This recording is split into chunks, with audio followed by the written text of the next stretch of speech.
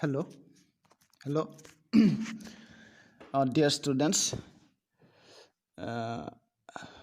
আজিৰ ক্লাছটো আছিল আমাৰ history of international banking. So' international banking বা আন্তঃৰাষ্ট্ৰীয় বেংকিঙৰ ক্ষেত্ৰত আমি হিষ্ট্ৰী বিষয়ে পঢ়িবলৈ গ'লে এটা বৃহৎ এৰিয়া আমি সাঙুৰি ল'ব লগা হয়, কিয়নো এই ইণ্টাৰনেশ্যনেল বেংকিঙৰ হিষ্ট্ৰীটো হ'ল সম্পূৰ্ণ ইণ্টাৰনেশ্যনেল ৰিলেশ্যনৰ ওপৰত ডিপেণ্ড কৰে। গতিকে তোমালোকে ইণ্টাৰনেশ্যনেল ৰিলেশ্যন আৰু ৱৰ্ল্ড ইকনমিক হিষ্ট্ৰীৰ ওপৰত বিশেষভাৱে জানিব লাগে। সেয়ে ফাৰ্ষ্ট আমি কিছুমান ৱৰ্ল্ডৰ ইকনমিক হিষ্ট্ৰীৰ ওপৰত আলোচনা কৰি ল'ব লাগিব। তোমালোকে কনচেপ্টখিনি ক্লিয়াৰ হ'লে নিজে লিখিব পাৰিবা এনচাৰখিনি। গতিকে আমি সেই বিষয়ে অলপ ডিছকাছ কৰিব লাগিব, সেই বিষয়ে আলোচনা কৰি লৈছোঁ। চাই যোৱা কথাখিনি অলপ মনত ৰাখি যোৱা, ইম্পৰ্টেণ্ট পইণ্টবিলাক নোট কৰি যাবা, তেতিয়া তোমালোকে ভাল হ'ব। গতিকে ফাৰ্ষ্টটো হ'ল যে কি international banks have historically financed international trade but international banking is more recent. তাৰমানে কি হ'ল যে ইণ্টাৰনেশ্যনেল ট্ৰেড আন্তঃৰাষ্ট্ৰীয় বাণিজ্য বহুত আগৰ পৰাই আছিল, কিন্তু কি হ'ল যে ইণ্টাৰনেশ্যনেল বেংকটো হ'ল মোৰ ৰিচেণ্ট, বহুত পিছত অহা। আনহাতে কি হৈছে যে আন্তঃৰাষ্ট্ৰীয় বাণিজ্যটো বহুত পুৰণা আছিল, কিন্তু আগৰ দিনৰ পৰাই কি চলিছিল যে মানুহবিলাকে নাৱেৰে আৰু জাহাজেৰে ব্যৱসায় আৰম্ভ কৰি দিছিল। আমাৰ ইণ্ডিয়াতকৈ আগত যিবিলাক ইউৰোপীয়ান কাণ্ট্ৰিজ আছিল সেইবিলাকে বহুত আগৰে পৰাই বিজনেছ ষ্টাৰ্ট কৰি দিছিল। বিভিন্ন জেগাবিলাকত কলনী পাতিছিল, সাগৰেদি বাণিজ্য কৰিছিল, যিবিলাক আমি মাৰ্চেণ্ট বুলি কওঁ, সদাগৰী বেংকিং শব্দটো তাৰ পৰাই আহিছে। চ' এইবিলাক ক্ষেত্ৰত ফাৰ্ষ্ট কোন আগবাঢ়ি আছিল? ব্ৰিটিছ বা ব্ৰিটেইনৰ যিখিনি মানুহ আছিল, তেওঁলোক বহুত মবিলিটি বেছি আছিল। তেওঁলোকৰ বিভিন্ন দেশবিলাক ঘূৰি ফুৰিছিল, অ'ত ত'ত ঘূৰি ফুৰিছিল। ব্যৱসায়ৰ সংক্ৰান্তত তেওঁলোকে ভাৰত আহিছিল, কিন্তু লাহে লাহে কি কৰিলে, ভাৰতত ব্যৱসায় কৰা চলেৰে গোজেই গজালি হ'ল, যিটো আমি কওঁ গোজেই গজালি হোৱা বুলি কওঁ। চ' তেনেকৈ কি হ'ল, ভাৰতত আহি তেওঁলোকে কি কৰিলে, ব্যৱসায় স্থাপন কৰিলে। লাহে লাহে ভাৰতৰ ইকনমিটো কেপচাৰ কৰিলে। কেপচাৰ কৰাৰ পিছত ভাৰতৰ কি হ'ল, কলনী এষ্টাব্লিছ কৰি দিলে, কলনিয়েলিজিম ষ্টাৰ্ট কৰি দিলে। গতিকে ব্ৰিটিছৰ পলিচিবিলাক তেনেকুৱা আছিল। ব্ৰিটিছবিলাক আছিল যে যিকোনো দেশত তেওঁলোকে ফাৰ্ষ্ট ব্যৱসায়ৰ হিচাপে যায়, ব্যৱসায়িক হিচাপে যায়। যেতিয়া ইকনমিটো তেওঁলোকৰ হাতলৈ আহে, তেওঁলোকে কি কৰে, সেই দেশখন তেওঁলোকে কেপচাৰ কৰি লৈছিল। যে যেতিয়া ইকনমিটো মেইন, এখন দেশৰ কাৰণে ইকনমি হ'ল মেইন বস্তু। তাৰমানে ইকনমিটো যেতিয়া যাৰ হাতত থাকে, তেতিয়াহ'লে আমি কি হয়, তাৰ ওচৰত মূৰ দোৱাবলৈ বাধ্য। গতিকে তেনেধৰণে কি হ'ল যে ব্ৰিটিছবিলাক আছিল এটা টাইমত ডমিনেণ্ট প্লেয়াৰ আছিল ৱৰ্ল্ডৰ ইকনমিত। সেইটো হ'ল কিমান, 16th চেঞ্চুৰী মানত আছিল, যে যেতিয়া ইণ্ডাষ্ট্ৰিয়েল ৰিভলিউশ্যন হৈছিল। ইণ্ডাষ্ট্ৰিয়েল ৰিভলিউশ্যন আছিল তোমাৰ 1760 পৰা 1840, যি সময়ত আছিল শিল্প বিপ্লৱ বুলি আমি যিটো কওঁ। গতিকে এই সময়ত কি হৈছিল যে মানুহবিলাকে আগতে যি ধৰণৰ প্ৰথম কি আছিল, প্ৰথম মানুহবিলাকে বিনিময় প্ৰথাৰে জীৱন নিৰ্বাহ কৰিছিল। তাৰপিছত আহিল সৰু সুৰাকৈ চকা আৱিষ্কাৰ হ'ল, জুইৰ আৱিষ্কাৰ হ'ল ইত্যাদি। পিছত অলপকৈ আগবাঢ়ি গ'ল। আগবাঢ়ি যোৱাৰ পিছত ইণ্ডাষ্ট্ৰিয়েল ৰিভলিউশ্যনৰ সময়ত কি হৈছিল যে তেওঁলোকে মেচিনৰ ব্যৱহাৰ কৰিবলৈ ল'লে। বিভিন্ন হাতেৰে কৰা কামবিলাকৰ ঠাইত মেচিন ব্যৱহাৰ হ'ল, যিবিলাক তাৰমানে কি হৈছিল, ব্ৰিটেইনত বেছি সোনকালে হৈছিল বা অন্যান্য দেশবিলাকতকৈ আগত হৈছিল। তাৰ ফলত তেওঁলোকৰ ইকনমিটো আগবাঢ়ি গৈছিল। এনেকৈ তেওঁলোকে কি হ'ল যে 18th চেঞ্চুৰীলৈ বা মাজভাগলৈ তেওঁলোকে কি হ'ল যে গোটেই ৱৰ্ল্ডত এটা তেওঁলোকৰ সাম্ৰাজ্য প্ৰতিষ্ঠা কৰিছিল। তেওঁলোকে ইকনমিক হিচাপে ৱেলডি নেশ্যন হিচাপে তেওঁলোকে আত্মপ্ৰকাশ কৰিলে, যাৰ ফলত কি হ'ল যে অন্যান্য দেশবিলাকৰ ওচৰত তেওঁলোকৰ আধিপত্য স্থাপন কৰিলে। তেওঁলোকৰ বহুত সৈন্য বাহিনী টেকনিকেলি তেওঁলোকে আপডেট আছিল। যি সময়ত অন্য দেশে তৰোৱালে যুদ্ধ কৰিছিল তাহাঁতে পিষ্টল ব্যৱহাৰ কৰিছিল, বন্দুক ব্যৱহাৰ কৰিছিল। গতিকে তেনেধৰণে কি হ'ল, তেওঁলোক আগবাঢ়ি গ'ল। শিল্প বিপ্লৱৰ যোগেদি তেওঁলোক আগবাঢ়িলে। বিভিন্ন প্ৰডাকশ্যনবিলাক তেওঁলোকে আহিল, তেওঁলোকৰ মাৰ্কেট বিচাৰি অ'ত ত'ত ঘূৰিলে, সাগৰে সাগৰে ঘূৰিলে। একে সময়তে কি আছিল, বেলজিয়াম, ডেনিছ, ডেনমাৰ্কৰ, ডাটছ যিবিলাক আছিলে, নেদাৰলেণ্ডৰ, ফৰাচী, পৰ্তুগীজ, ৰাছিয়ান, ছুইডেনৰ সেইবিলাক আছিল। তেনেকুৱাকৈ পাৰ্টিবিলাক আছিল যিবিলাকে ইউৰোপৰ মেইন মুখ্য দেশবিলাক আছিল। তাহাঁতেও বিজনেছ এষ্টাব্লিছ কৰিছিল অ'ত ত'ত। কিন্তু ব্ৰিটিছে গোটেই ৱৰ্ল্ড জুৰি এষ্টাব্লিছ কৰিছিল বিজনেছ। ব্ৰিটিছৰ সাম্ৰাজ্যত বেলি মাৰ নাযায় বুলি কয়, বেলি মাৰ নাযায়। এফালে বেলি উদয় হ'লে ইটো ছাইডত বেলি ক'ৰবাত অস্ত যায়, এঠাইত অস্ত গ'লে এঠাইত উদয় হয়। ব্ৰিটিছৰ সাম্ৰাজ্য আছিল তেনেকুৱা গোটেই পৃথিৱী জুৰি। গতিকে তেনেকুৱা আছিল ব্ৰিটিছৰ কিন্তু তেনেধৰণে চলিছিল। বেংকিং তেওঁলোকে এষ্টাব্লিছ কৰিছিল, the bank of England 1694 bank of England তেওঁলোকে এষ্টাব্লিছ কৰিলে, যিটো ব্ৰিটেইনৰ চেণ্ট্ৰেল বেংক আছিল। বেংকবিলাকৰ কথা আমি আলোচনা কৰিম লাহে লাহে। কিন্তু ফাৰ্ষ্ট তোমালোকক এটা কনচেপ্ট দি লওঁ মই, যিটো হ'ল হিষ্ট্ৰী, যিটো ইকনমিক হিষ্ট্ৰী। আমি হিষ্ট্ৰী বুলি ক'লেতো বহুত বৃহৎ কথা আহি যায়। আমি ইয়াত ইকনমিক হিষ্ট্ৰী ছাইডটো আমি ফ'কাছ কৰিম, যিটো আমি কমাৰ্চৰ ওপৰত ডিছকাছ কৰি আছোঁ। ঠিক আছে। তেনেকৈ কি হ'ল, পিছৰ ফালে 1870 ফালে কি হ'ল, শিল্প বিপ্লৱৰ প্ৰভাৱত আমেৰিকাও আগবাঢ়ি গৈছিল একেধৰণে। আমেৰিকা ব্ৰিটিছৰ আণ্ডাৰত আছিল এটা টাইমত, কিন্তু পিছত যেতিয়া আমেৰিকা যেতিয়া ইণ্ডিপেণ্ডেণ্ট হ'ল, 1760 আছিল নেকি, কিবা মানে 1776 আছিল নেকি, মই ডেটটো পাহৰি গৈছোঁ, পিছত ক'ম। তেতিয়া কি হ'ল যে আমেৰিকাৰ ইণ্ডিপেণ্ডেঞ্চ অহাৰ পিছত কি হ'ল যে সিহঁতেও কিছুমান পলিচি লৈছিল যে খেতিৰ ওপৰত বেছ কৰি ফাৰ্ষ্ট আছিল তেওঁলোকৰ কপাহ উৎপাদন কৰি আগবাঢ়ি গৈছিল, বিভিন্ন খেতি কৰিছিল মানুহবিলাকে। কিন্তু তেওঁলোকৰ কি হৈছে, মানুহবিলাক বহুত টেলেণ্ট আছিল। তেওঁলোকৰ যিবিলাক টেকনিকেলি আপডেশ্যনৰ ওপৰত তেওঁলোকে গুৰুত্ব দিছিল। লাহে লাহে শিল্প বিপ্লৱৰ প্ৰভাৱতো তেওঁলোকৰো নিজৰভাৱে আগবাঢ়ি গৈছিল। এনেকৈ কি হ'ল, 19th century লাষ্টৰ ফালে বিভিন্ন তেওঁলোকে মেচিনেৰী সামগ্ৰীবিলাক আৱিষ্কাৰ কৰিলে। যিখিনি পাৰ্টছ আছিলে, মেচিনেৰী পাৰ্টছবিলাক কি হ'ল, ইণ্টাৰেক্সচেঞ্জেবল পাৰ্ট এনেকুৱা যিখিনি আৱিষ্কাৰ কৰিছিল, যাৰ ফলত তেওঁলোকে কি হ'ল যে ইকনমিকেলি আপগ্ৰেড হৈ গৈছিল। এনেকৈ কি হ'ল যে যিটো আহিল তোমাৰ সময়টো 19th century পৰা 20th century, যিটো আছিল লেট 19th century বুলি কোৱা হৈছে, যে লেট 19th century বা 1870 পৰা 1914 যিটো আমি পাৰ্ট কওঁ second industrial revolution. Second industrial ৰিভলিউশ্যনটোক কি বুলি কোৱা হয় যে টেকন'লজিকেল ৰিভলিউশ্যন বুলিও কোৱা হয়।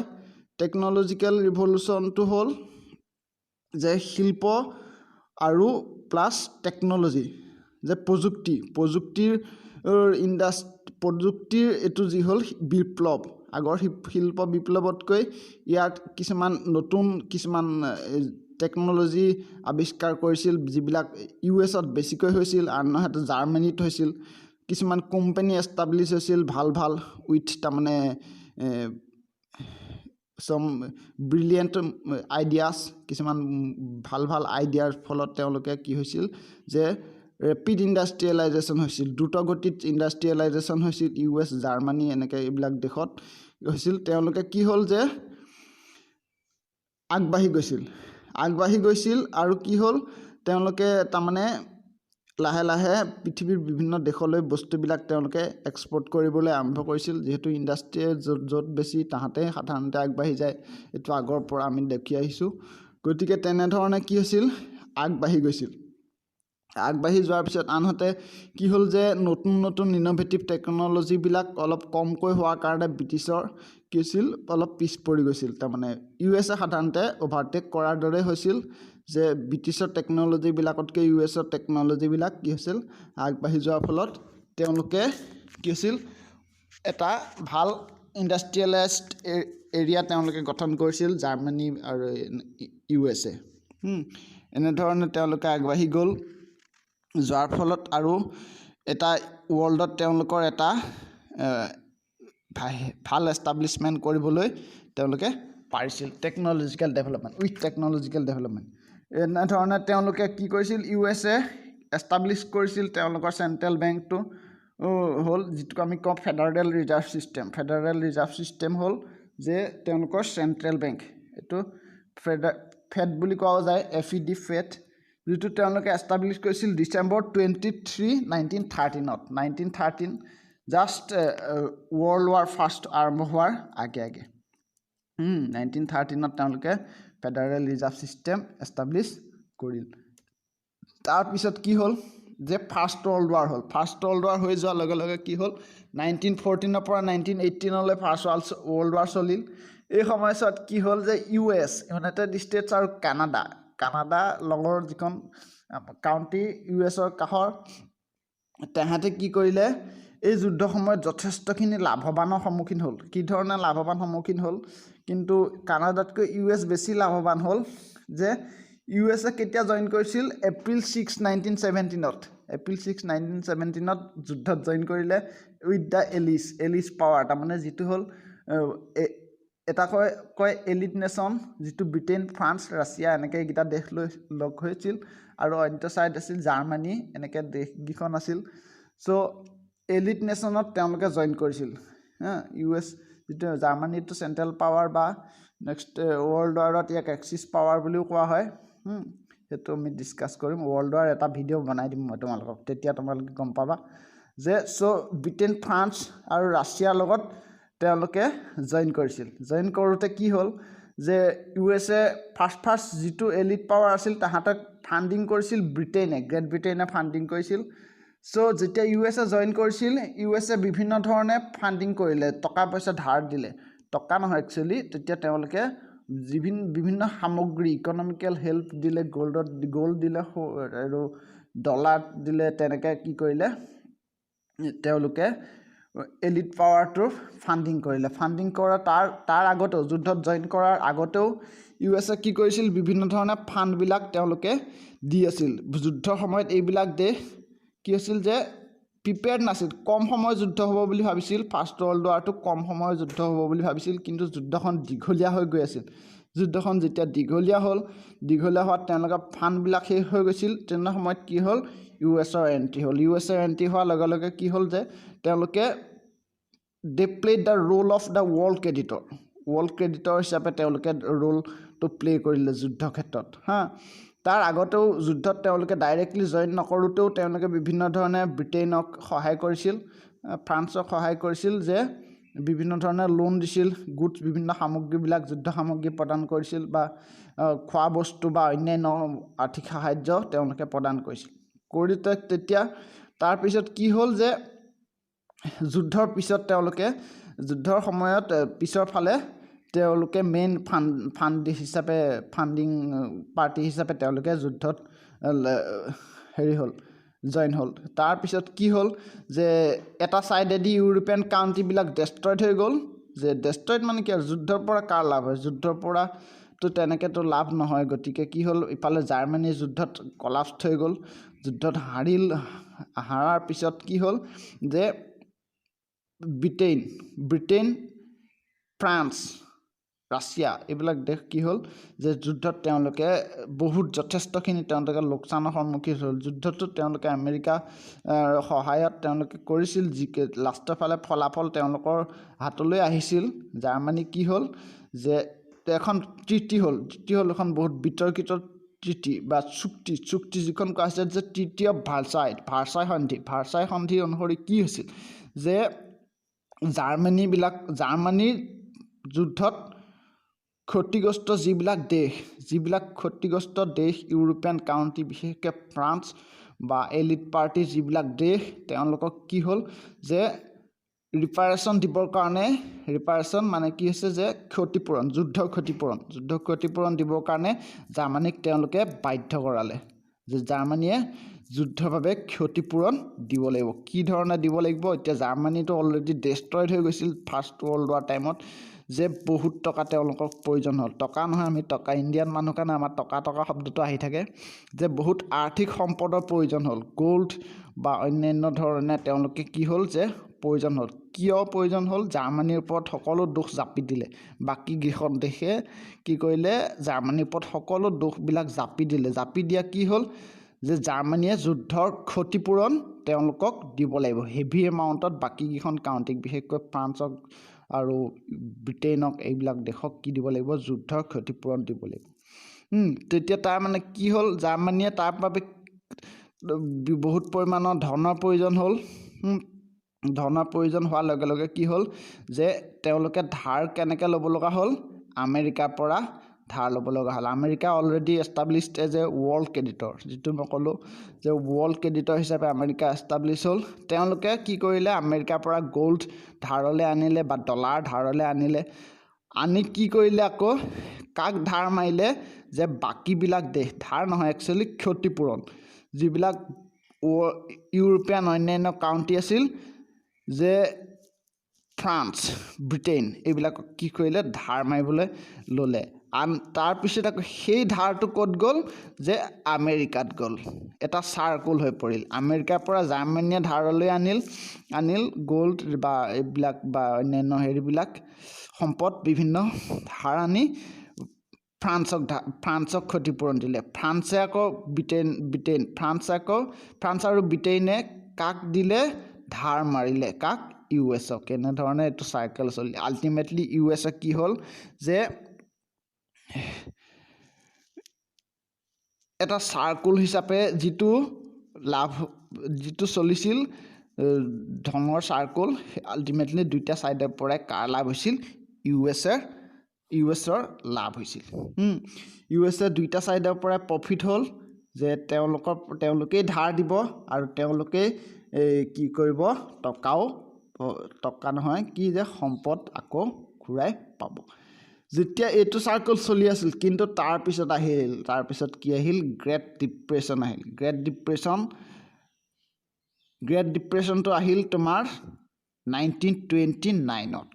1929-ত এতিয়া কি আহিল? কি বস্তুটো আহিল চাই লোৱা কথাখিনি। 1929-ত কি বস্তুটো আহিল? Great depression. গ্ৰেট ডিপ্ৰেশ্যন মানে হ'ল বিশ্বজনীন মহামন্দা। মহামন্দা শব্দটো কিয় বুজোৱা হৈছিল? যে আমেৰিকাৰ ষ্টক মাৰ্কেট ক্ৰেছ হৈ গৈছিল, বেংকবিলাক বন্ধ হৈ গৈছিল, বেংকবিলাকত মানুহে টকা জমা থ'বলৈ ভয় কৰা হৈছিল। আৰু কি হৈছিল? যে অন্যান্য দেশবিলাকত কি হৈছিল? যে ক'তো মানুহৰ ব্যৱসায়ত লাভ নোহোৱা হ'ল, ইকনমিকবিলাক ডেষ্ট্ৰইড হৈ গ'ল। গতিকে গ্ৰেট ডিপ্ৰেশ্যনৰ কাৰণসমূহ আমি যদি বিচাৰ কৰি চাওঁ, তেতিয়াহ'লে এনেধৰণৰ আছিল কাৰণসমূহ, যে US ষ্টক মাৰ্কেটটো ক্ৰেছ হৈ গৈছিল। 1929 চনত US ষ্টক মাৰ্কেট ক্ৰেছ হৈছিল। কাৰণবিলাক কি আছিল? আমি যদি চাওঁ, যে ফাৰ্ষ্ট কাৰণটো আছিল মানুহে অন্ধভাৱে ষ্টকত ধন ঘটাইছিল। অন্ধভাৱে, কোনো বিবেচনা নাইকিয়াকৈ, যে ফিউচাৰত কি হ'ব নহ'ব তাৰ কোনো বিবেচনা নাইকিয়াকৈ মানুহে ষ্টকত টকা খটুৱাবলৈ আৰম্ভ কৰিলে। কিয় আৰম্ভ কৰিলে? যে 1920 চনৰ পিছৰ পৰা আমেৰিকান ষ্টক মাৰ্কেট বৃহৎ সফলতা লাভ কৰিছিল। ইদিনৰ পিছত সিদিন শ্বেয়াৰৰ দাম বাঢ়ি গৈ আছিল। কিয়নো কোম্পানীবিলাকে, যিবিলাক কোম্পানী আছিল আমেৰিকান, বৃহৎ পৰিমাণৰ উৎপাদন কৰিবলৈ সক্ষম হৈছিল আৰু এই উৎপাদিত সামগ্ৰী বিভিন্ন দেশলৈ এক্সপৰ্ট কৰিবলৈ সক্ষম হৈছিল। আৰু তাৰ ফলত কি হ'ল? যে US-ৰ কোম্পানীবিলাক লাভৰ সন্মুখীন হৈছিল, বহুত বেছি পৰিমাণে সন্মুখীন হৈছিল। তাৰপিছত লাভ হোৱাৰ লগে লগে, ৰিটাৰ্ণ বেছি দিয়াৰ লগে লগে কি হ'ল? যে ষ্টকৰ দাম বৃদ্ধি হোৱাৰ যোগেদি ইনভেষ্টৰ্ছক এক ভাল ৰিটাৰ্ণ দিবলৈ সক্ষম হোৱাৰ বাবে কি হ'ল? যে মানুহে যিমান পাৰে সিমান পৰিমাণৰ ধন ষ্টকত খটুৱাবলৈ আৰম্ভ কৰিলে। ইনভেষ্টৰ্ছে ষ্টকত কেতিয়া বেছি পৰিমাণৰ ধন খটুৱাব? যেতিয়া ৰিটাৰ্ণ ভাল দিব। কোম্পানীবিলাকে ভাল ৰিটাৰ্ণ দিবলৈ সক্ষম হৈছিল। সক্ষম হোৱাৰ কাৰণে কি হ'ল? যে মানুহে যিমান পাৰে সিমান ধন ষ্টকত খটুৱাইছিল।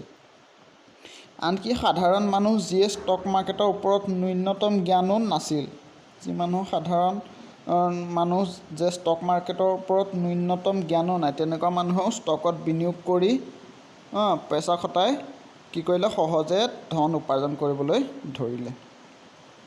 তাৰপিছত কি হ'ল? আনকি মানুহে বেংকৰ পৰা লোন লৈও ষ্টকত ইনভেষ্ট কৰিব ধৰিলে। আনকি আমি ইমানলৈকেও ক'ব পাৰোঁ যে মানুহে নিজৰ ঘৰ বন্ধকত দি নিজৰ ঘৰ চৰ বন্ধকত দিলে, কিছুমানে নিজৰ ঘৰ চৰ বেছি দি ষ্টকত ইনভেষ্ট কৰিব ধৰিলে। বেছি দি ষ্টকত ইনভেষ্ট কৰিবলৈ কিয় কৰিব ধৰিলে? মানে লাভ দেখিলে, সহজে টকা উৎপাদন কৰিব পৰা, সহজে সম্পদ, সহজে ডলাৰ উৎপাদন কৰিব পৰা, ডলাৰ আহৰণ কৰিব পৰা বা সহজে লাভ ল'ব পৰা ৰাস্তা দেখিলে। গতিকে তেনেকৈ নিজৰ ঘৰ চৰ, নিজৰ গোটেই জীৱনৰ পুঁজি, জমা পুঁজি ষ্টকত খটাই দিলে।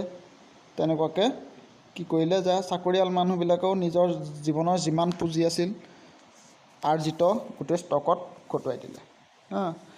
চ' গতিকে তেনে হোৱাৰ ফলত কি হ'ল যে অতিমাত্ৰা ষ্টকৰ দাম বৃদ্ধি হোৱাৰ ফলে ষ্টকবিলাক অভাৰ ভেলুড হ'বলৈ আৰম্ভ কৰিলে। অভাৰ ভেলুড মানে কি কৈছে? কোম্পানীৰ যিটো প্ৰকৃত মূল্য, প্ৰকৃত যিটো ভেলু, তাতকৈ কি হ'ল যে ষ্টকবিলাক বেছি ভেলুড হৈছিল, বেছি পৰিমাণৰ শ্বেয়াৰ ভেলুড হৈছিল। এটা মেচিনৰ যিমান মূল্য, সেইটোতকৈ যদি আমি বেছি মূল্যত বিক্ৰী কৰোঁ মানে। চ' তেনেকুৱা কণ্ডিশ্যন। কিছুমান বস্তু আছে যে যিমান মূল্য দিলেও মানুহে কিনিব, য'ত লাভ থাকে। চ' ষ্টকতো তেনেকুৱা, ষ্টকৰ প্ৰকৃত মূল্যতকৈ বহুত বেছি পৰিমাণৰ মূল্যত বিক্ৰী হ'বলৈ আৰম্ভ কৰিলে। কোম্পানীৰ যিটো একচুৱেল ভেলু, সেইটোতকৈ বেছি পৰিমাণৰ মূল্যত বিক্ৰী হ'বলৈ ধৰিলে শ্বেয়াৰবিলাক। কিয়নো লাভ হৈয়ে আছে, শ্বেয়াৰৰ দাম বাঢ়ি গৈয়ে আছে। চ' এই যিমান বেছি দামত কিনিলেও আৰু দাম বাঢ়িবই, কমাৰ চান্স নাছিল। তাৰ ফলত মানুহে কি কৰিলে যে যিমান ভেলুড হ'লেও মানুহে কিনিবলৈ আৰম্ভ কৰিলে। এনেধৰণে শ্বেয়াৰবিলাক যেতিয়া অভাৰ ভেলুড হ'ল, তাৰপিছত কি হ'ল যে এটা টাইম আহিল 1920 পৰা 1928, এই সময়ছোৱাত তাৰমানে পূৰা প্ৰস্পাৰিটি লাভ কৰিছিল। কিন্তু কি হ'ল যে 1929ৰ আৰম্ভণিৰ পৰা US ইকনমিত এটা চেঞ্জ আহিল। চেঞ্জ মানে কেনেকুৱা আহিল যে US ইকনমিক গ্ৰ'থ শ্ল' হ'বলৈ আৰম্ভ কৰিছিল। ইকনমিক যিটো গ্ৰ'থ ৰেট, পাৰ ইয়েৰৰ ইকনমিক গ্ৰ'থ ৰেটটো আমি জানো না, যে পাৰ ইয়েৰৰ ইকনমিক গ্ৰ'থ ৰেটটো কোনোবা বছৰ বেছি হ'ব পাৰে, কোনোবা বছৰ কম হ'ব পাৰে। চ' তেনেকুৱা বিভিন্ন ফেক্টৰ্ছে ক্ৰিয়া কৰে ইয়াতে। চ' কি হ'ল যে 1929ৰ আৰম্ভণিৰ পৰা US ইকনমিক গ্ৰ'থটো অলপ শ্ল' হ'বলৈ আৰম্ভ কৰিছিল। তাৰে বিভিন্ন কাৰণ আছিল, যেনে আমি কিছুমান এটা নিৰ্দিষ্ট লেভেললৈকেহে উৎপাদন হ'ব। উৎপাদনটো আৰু কিমান কৰি থাকিব, মানুহে যিমান কনজিউম কৰিব পাৰে বস্তু সিমানহে কিনিব, বা যিমানটো ফৰেন মাৰ্কেটত ষ্টকত যিমান ফৰেনত এক্সপৰ্ট কৰিম বুলিলে কৰিব নোৱাৰে না। ফৰেনত এক্সপৰ্ট হ'বলৈ এখনতো মাৰ্কেট লাগিব, সেই মাৰ্কেটখনত যিমান বস্তু বিক্ৰী হয় সিমানেই হ'ব, তাতকৈতো নহয়। চ' যিমানে প্ৰডাকশ্যন কৰি থাকিব, এখন মাৰ্কেট লাগিব, সেই মাৰ্কেটত যদি বস্তু মানুহে নিকিনে, তেতিয়াহ'লে আল্টিমেটলি প্ৰডাকশ্যন কমাবলৈ বাধ্য হ'ব। প্ৰডাকশ্যন কমিবলৈ আৰম্ভ হৈছিল। কোম্পানী প্ৰডাকশ্যন, আমেৰিকান কোম্পানীবিলাকৰ প্ৰডাকশ্যন কমিবলৈ আৰম্ভ হৈছিল। তাৰ ফলত কি হ'ল যে গ্ৰ'থ ৰেটটো অলপ শ্ল' হৈছিল। কিন্তু তাৰ বহুত ডাঙৰ ইফেক্ট হৈ গ'ল যে গ্ৰ'থ ৰেটটো লাহে লাহে যিডাল গ্ৰাফ, গ্ৰ'থ ৰেটৰ যিডাল গ্ৰাফ চলি থকা গ্ৰাফডাল কি হ'ল যে অলপ ডাউনৱাৰ্ড হৈছিল। আনহাতে সেই সময়ত কি হ'ল যে আমেৰিকাত খৰাং হ'বলৈ ধৰিছিল।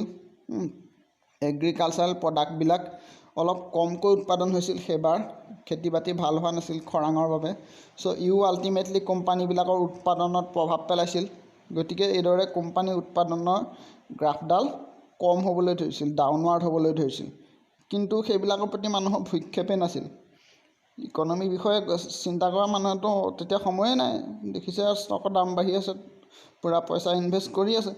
চ' তেনেকুৱাকৈ অন্ধভাৱে যেতিয়া ইনভেষ্ট কৰিবলৈ আৰম্ভ কৰিছিল, ছেপ্টেম্বৰ 1929ৰ পৰা কি হ'ল যে ষ্টকৰ মূল্য কমিবলৈ আৰম্ভ কৰিলে। ষ্টকৰ মূল্য আগতে অলপ ডাউনৱাৰ্ড হৈছিল যদিও অলপকৈ বাঢ়ি আছিল, কিন্তু ছেপ্টেম্বৰ 1929ৰ পৰা ষ্টকৰ মূল্য লাহে লাহে কমিবলৈ আৰম্ভ হ'ল। অলপকৈ গ্ৰাফডাল নিম্নগামী হ'বলৈ ধৰিলে। আৰু কি হ'ল যে 24 অক্টোবৰ, ডেটটো মনত ৰাখিবা 24 অক্টোবৰ ডেটটোত কি হ'ল যে বহুত বেছি পৰিমাণৰ ষ্টকৰ মূল্য কমি গ'ল। এই ডেটটোক কি বুলি কোৱা হয়? Black Thursday. ব্লেক থাৰ্ছডেৰ পৰাই গ্ৰেট ডিপ্ৰেশ্যন আৰম্ভ হ'ল বুলি আমি ক'ব পাৰোঁ। যিদিনা ব্লেক থাৰ্ছডে বুলি কোৱা হয়, এইটো কি বুলি কোৱা হয়, ৱাল ষ্ট্ৰীট ক্ৰেছ বুলিও কোৱা হয়, দ্য গ্ৰেট ক্ৰেছ বুলিও কোৱা হয়। যিটো দিনত কি হ'ল, নিউয়ৰ্ক ষ্টক এক্সচেঞ্জ ক্ৰেছ হৈ গ'ল, নিউয়ৰ্ক ষ্টক এক্সচেঞ্জ কলাপছ হৈ গ'ল। চ' ব্লেক থাৰ্ছডে বুলি যিটো কোৱা হয়, 24 অক্টোবৰত বহুত বেছি পৰিমাণে ষ্টকৰ মূল্য কমি গ'ল হা। $90 ষ্টক যিটো $10 পালেহি বা তেনেকুৱা হৈ গ'ল। 90% মানকৈ তেনেকুৱাকৈ ষ্টকৰ ভেলু কমিবলৈ আৰম্ভ কৰিলে। কিছুমান ষ্টকৰটো অলপ কমিছিল 10%, কিছুমানৰ 20%, কিছুমানৰ 90%লৈকে ষ্টকৰ ভেলু কমিবলৈ আৰম্ভ কৰিলে।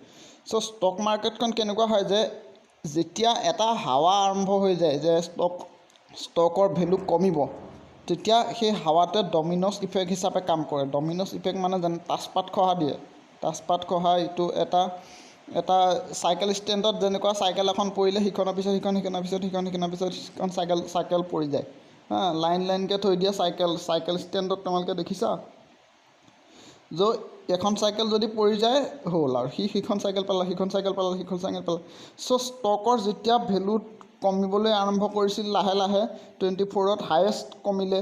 তাৰ ফলত কি হ'ল যে মানুহবিলাকে দেখিলে যে কি হ'ল কাৰবাৰটো, এনেকুৱাকৈ দেখোন ভেলু কমিলে, চব পইচা পাতি দেখোন চব বুৰিব হা। চ' তেনেকুৱা কি হ'ল যে মানুহে বহুত ভয় খালে যে ষ্টকত পইচা ইনভেষ্ট কৰি থাকিলে দেখোন খেলটো বহুত বেয়া হৈ যাব। চ' চব মানুহে ষ্টকৰ পৰা পইচা উলিয়াই আনিব ধৰিলে। 29 অক্টোবৰত হায়েষ্ট, 29 অক্টোবৰত 1929ত কি হ'ল যে বহুত বেছি পৰিমাণে ষ্টকৰ ভেলু কমিলে হা। ষ্টকৰ ভেলু যেতিয়া কমিলে তেতিয়া কি হ'ল, মানুহবিলাকে পইচা উঠাই আনিব ধৰিলে। ষ্টকৰ পৰা 90% মানলৈকে কমি গৈছিল কিছুমান শ্বেয়াৰৰ। আল্টিমেটলি এজ এ হ'ল ষ্টকত তোমাৰ 33%লৈকে ফল হৈছিল বুলি কোৱা হয়, 33%। কিন্তু কিছুমান ষ্টকৰ ভেলু আমি শুনাত 90%লৈকে কমি গৈছিল। চ' যেতিয়া ষ্টকৰ পৰা মানুহে ভয় খালে, পইচা উঠাই আনিব ধৰিলে। কিছুমান মানুহে ঘৰ চৰ বেছি পইচা লগাই দিছিল ষ্টকত, কিছুমান মানুহে বেংকৰ পৰা ধাৰ লৈ ষ্টকত পইচা লগাই দিছিল, কিছুমান মানুহে গোটেই জীৱনৰ জমা পুঁজি ষ্টকত লগাই দিছিল। চ' এনেকুৱাকৈ যেতিয়া ষ্টকৰ ভেলু কমিবলৈ আৰম্ভ কৰিলে মানুহে ভয় খালে। মানুহে ভয় খাই কি হ'লে ষ্টকৰ পৰা পইচা ওলাই আনিবলৈ আৰম্ভ কৰিলে। তেনেকৈ যিহেতু ষ্টক মাৰ্কেটটো ক্ৰেছ হৈ গ'ল, এইটো এটা ডাঙৰ কাৰণ আছিল হা। গ্ৰেট ডিপ্ৰেশ্যন তেতিয়াৰ পৰাই ষ্টাৰ্ট হ'ল। চ' যেতিয়া কি হ'ল যে ষ্টকৰ পৰা পইচা উঠাই অনাত আৰু মানুহে ইনভেষ্ট কৰিবলৈ বন্ধ কৰি দিয়াত কোম্পানীয়ে ইনভেষ্টমেণ্ট নোপোৱা হ'ল, যাৰ ফলত কোম্পানীৰ প্ৰডাকশ্যন কমিবলৈ ধৰিলে। আনহাতে ষ্টক মাৰ্কেটত হোৱা লোকচানৰ বাবে আৰু কিছুমান মানুহৰ জব নোহোৱা হোৱাৰ বাবে মানুহে খৰচ কমকৈ কৰিবলৈ ধৰিলে। প্ৰডাকশ্যনত তাৰমানে লোকচান হ'ব ধৰিলে, মানে যেতিয়া ইনভেষ্টমেণ্ট নোপোৱা হ'ল কোম্পানীয়ে প্ৰডাকশ্যন কমকৈ কৰিবলৈ ধৰিলে। মানুহে ষ্টকৰ পৰা পইচা উলিয়াই নিয়াত কোম্পানীয়ে ইনভেষ্টমেণ্ট নোপোৱা হ'ল। কোম্পানীয়ে ইনভেষ্টমেণ্ট নোপোৱা হোৱাত উৎপাদন কাৰ্য কমি যাবলৈ ধৰিলে। বিভিন্ন কাৰখানাবিলাকত যেতিয়া পইচা কোম্পানীয়ে খটুৱাব নোৱাৰে তেতিয়াহ'লে উৎপাদন ক'ৰ পৰা কৰিব। চ' আল্টিমেটলি প্লেণ্টবিলাক বন্ধ কৰি দিব লগা হ'ল, কিছুমান কাৰখানা বন্ধ কৰি দিব লগা হ'ল। উৎপাদন কমকৈ কৰিবলৈ যোৱাৰ ফলত কিছুমান কাৰখানা বন্ধ কৰি দিয়াত কি হ'ল যে তাত থকা মানুহবিলাকৰ জব নাইকিয়া হ'ল। যিবিলাকে সেই কাৰখানাত মানুহবিলাকে যিবিলাকে কাম কৰি আছিল, বিভিন্ন বৃত্তিত নিয়োজিত হৈ আছিল কোম্পানীৰ আণ্ডাৰত, চ' সেই মানুহবিলাকৰ জবলেছ হৈ গ'ল। চ' যেতিয়া জবলেছ হ'ল মানুহে কি কৰিলে, সেই মানুহবিলাকে বেংকত জমা থকা পুঁজি, তাহাঁতৰ যিবিলাক বেংকত পুঁজি জমা আছিল, বেংকত থকা ছেভিংছবিলাক উলিয়াই আনিব ধৰিলে আৰু আনহাতে কি হ'ল যে খৰচটো কমকৈ কৰিব ধৰিলে। যে যেতিয়া পইচা কম থাকিব হাতত খৰচ কমকৈ কৰিব। মানুহবিলাকে জবলেছ হ'ল, বিভিন্ন আনএমপ্লয়মেণ্ট সমস্যাৰ সৃষ্টি হ'ল, যাৰ ফলত মানুহে কি হ'ল যে বেংকত জমা থকা পইচা উলিয়াই আনিলে। বেংকৰ পৰা জমা থকা পইচা উলিয়াই অনাৰ লগে লগে কি হ'ল যে খৰচ কমকৈ কৰিব ধৰিলে। খৰচ কমকৈ কৰিব ধৰা মানে আল্টিমেটলি কোম্পানীৰ মাৰ্কেটত এটা শ্বৰ্টেজ আহিল, মাৰ্কেটটো ৰিডিউচ হ'বলৈ ধৰিলে। মাৰ্কেটত কোম্পানীয়ে যিমান মানুহে আগতে এটা যি পৰিমাণত কনজিউম কৰিব, যেতিয়া কনজিউমাৰৰ হাৰটো কমি যাব, কনজিউমাৰৰ যেতিয়া এক্সপেঞ্চেছ কমাই দিব, কনজিউমাৰে যেতিয়া এক্সপেঞ্চেছবিলাক কমাই দিলে কি হ'ব, আল্টিমেটলি মাৰ্কেটৰ চাহিদাটো কমি যাব, বস্তুৰ ডিমাণ্ডটো কমি যাব। যেতিয়া ডিমাণ্ডটো কমি যাব, ই আল্টিমেটলি ছাপ্লাইৰ ওপৰত প্ৰভাৱ পেলাব, ছাপ্লাইটো কমাবলৈ বাধ্য হ'ব কোম্পানীয়ে। তাৰ ফলত কি হ'ল যে কোম্পানী প্ৰডাকশ্যনৰ ওপৰত প্ৰভাৱ পৰিলে, ছাপ্লাই কমকৈ কৰিবলৈ বাধ্য হ'ল কোম্পানীয়ে। তাৰ ফলত বিভিন্ন উৎপাদনবিলাক বন্ধ কৰিব লগা হ'ল, বিভিন্ন কোম্পানী উৎপাদন কাৰখানাবিলাক বন্ধ কৰিব লগা হ'ল। আনহাতে কি হ'ল যে উৎপাদন বন্ধ হোৱাৰ লগে লগে মানুহবিলাক জবলেছ হ'ল। জবলেছ হোৱাৰ লগে লগে যিবিলাক মানুহ সেই উৎপাদন কাৰ্যত জড়িত আছিল তেনেকুৱা মানুহবিলাক জবলেছ হ'ল। জবলেছ হোৱাৰ ফলত কি হ'ল যে মানুহে বেংকৰ পৰা পইচাবিলাক উলিয়াই আনিব ধৰিলে, যিবিলাক বেংকত ছেভিংছ আছিলে তেনেকুৱা পইচাবিলাক উলিয়াই আনিব ধৰিলে। আনহাতে বেংকবিলাকৰ হাতত ইমান পৰিমাণৰ ধন নাছিল যে সকলো গ্ৰাহকক নগদ ধন প্ৰদান কৰিব পাৰিব। নগদ ধন বেংকৰ হাতত কম আছিল, কিয়নো বেংকবিলাকে ইতিমধ্যে বহুত পৰিমাণৰ লোন গ্ৰাহকক দিছিল, যিবোৰৰ ৰিটাৰ্ণ বেংকে পোৱা নাছিল। আনহাতে নিয়োগ থকা অৱস্থাত লোন লোৱা মানুহবিলাকে, যিবিলাক মানুহৰ যেতিয়া জব আছিল তেতিয়া বেংকৰ পৰা লোন লৈছিল, বিভিন্ন কাম কৰিছিল, কিন্তু নিয়োগ সুবিধা হেৰুৱাই দিয়াৰ লগে লগে বেংকৰ লোন পৰিশোধ কৰিবলৈ তাহাঁতে অসমৰ্থ হৈছিল। তাৰ ফলত কি হৈছিল যে বেংকে যিবিলাক লোন দিছিল সেইবিলাকৰ ৰিটাৰ্ণ নোপোৱা হ'ল। আনহাতে কি হ'ল যে নতুনকৈ বেংকৰ পৰা মানুহবিলাকে ধন উলিয়াই নিবলৈ ধৰাত আৰু সেই ধনবিলাক আৰু মানুহে পুনৰ নিজৰ হাতত ৰাখি দিবলৈ ধৰিলে, বেংকত পুনৰ জমা নকৰিলে, বেংকত ধন জমা ৰাখিলে ডুব যাব বুলি ভয় কৰিলে। চ' তেনে ফলত মানুহে কি কৰিলে, উলিয়াই নিয়া ধনবিলাক নিজৰ হাতত হোৰ্ডিং কৰিবলৈ আৰম্ভ কৰিলে, অৰ্থাৎ নিজৰ হাতত ৰাখি দিবলৈ ধৰিলে, যাৰ ফলত বিভিন্ন বেংকবিলাক ফেইলাৰ হ'বলৈ ধৰিলে। বেংকৰ পৰা যেতিয়া ধন ওলাই নি বেংকত ৰিটাৰ্ণ নিদিয়া হ'ব, লোন লৈ যেতিয়া বেংকত লোন যদি লৈ বেংকত যদি নিদিয়া হয়, বেংকবিলাক ফেইলাৰ হ'ব। বেংকবিলাক ফেইলাৰ হোৱাৰ লগে লগে কি হ'ল যে ইটোৰ পিছত সিটো বেংক, সিটোৰ পিছত সিটো বেংক যেতিয়া ফেইলাৰ হ'ল, কি হ'ল যে মানুহৰ জীৱনজোৰা আৰ্জিত পুঁজি মানুহৰ মৰা যোৱাৰ দৰে অৱস্থা হ'ল, যে গোটেই জীৱনৰ আৰ্জিত পুঁজি মানুহৰ বেংকত জমা থোৱা পুঁজি যেতিয়া মৰা পৰিবলৈ ধৰাহেন হ'ল, মানুহবিলাকৰ নাৰ্ভাছ হৈ গ'ল। বহুত মানুহে ভয় খাই কি হ'ল যে বেংকৰ বাহিৰত দীঘলীয়া লাইন পাতিবলৈ ধৰিলে, যে বেংকৰ পৰা পইচা উলিয়াই আনিবলৈ বেংকৰ বাহিৰত দীঘল লাইন পাতিব ধৰিলে। কিছুমান মানুহৰ পইচাটো ইতিমধ্যে ডুবিলেই, যিবিলাক মানুহৰ বেংকত পইচা জমা আছিল সেইবিলাক মানুহে বেংকৰ বহুত বাহিৰত লাইন পাতি পইচা উলিয়াবলৈ 2-3 দিনলৈকে লাইন পাতিব ধৰিলে। বেংকৰ এটা তাৰমানে অভাৱনীয় পৰিস্থিতিৰ সৃষ্টি হ'ল। বেংকবিলাকে চব মানুহক নগদ ধন দিবলৈ বেংকৰ হাতত ইফালে নগদ ধন নাছিল, তেনেকুৱা এটা অভাৱনীয় পৰিস্থিতিৰ সৃষ্টি হ'ল। আনহাতে কি হ'ল যে গোটেই জীৱনৰ আৰ্জিত পুঁজি ষ্টকত খটুৱাই মানুহে যেতিয়া লোকচানৰ সন্মুখীন হ'ল, ধাৰত ডিঙিলৈকে পোত গ'ল, গোটেই জীৱনৰ সঞ্চিত পুঁজি ষ্টকত খটুৱাই দি মানুহে আৰু তাৰপিছত পুঁজিখিনি হেৰুৱাই মানুহে কি হ'ল, কিছুমান মানুহে ছুইচাইড কৰি দিব ধৰিলে, বহুত মানুহে আত্মহত্যা কৰিলে। গতিকে তেনেকুৱা হ'ল, মানে গোটেই ছুইচাইড কৰিলে বহুত মানুহে কিবা তাৰমানে মানসিক ভাৰসাম্য হেৰুৱাৰ দৰে হ'ল, বহুত মানুহ দেউলীয়া হ'ল, তেনেকুৱা ধৰণৰ কথা সন্মুখীন হ'ল। বেংকত মানুহে ইফালে বেংকত টকা জমা থ'বলৈ ভয় কৰা হ'ল, মানুহে বেংকত যিবিলাক টকা সৰু সুৰা বেংকত যিবিলাক পুঁজি জমা আছিল সেই পুঁজিৰ ধন মানুহে উলিয়াই আনিব ধৰিলে, গতিকে সেনেকুৱা পৰিস্থিতিৰ সৃষ্টি হ'ল। চ' সেইটো আছিল সেইটো কেছ। থাৰ্ডটো হ'ল যে hoarding of gold and raising of interest rates. Hoarding of gold. So' hoarding of gold মানে কি, হোৰ্ডিং মানে কি, হাতত ৰাখি দিয়া তাৰমানে। চ' এইটো মানে কি হ'ল যে গ'ল্ডৰ কথাটো মানে এনেকুৱা ধৰণৰ, গ'ল্ড ষ্টেণ্ডাৰ্ড চলিছিল সেই সময়ত। ৱৰ্ল্ডৰ দেশবিলাকত গ'ল্ড ষ্টেণ্ডাৰ্ড, ইণ্টাৰনেশ্যনেল এক্সচেঞ্জৰ বাবে গ'ল্ড ব্যৱহাৰ কৰিছিল, এক নিৰ্দিষ্ট মূল্য তাৰ বাবে ফিক্স কৰা হৈছিল।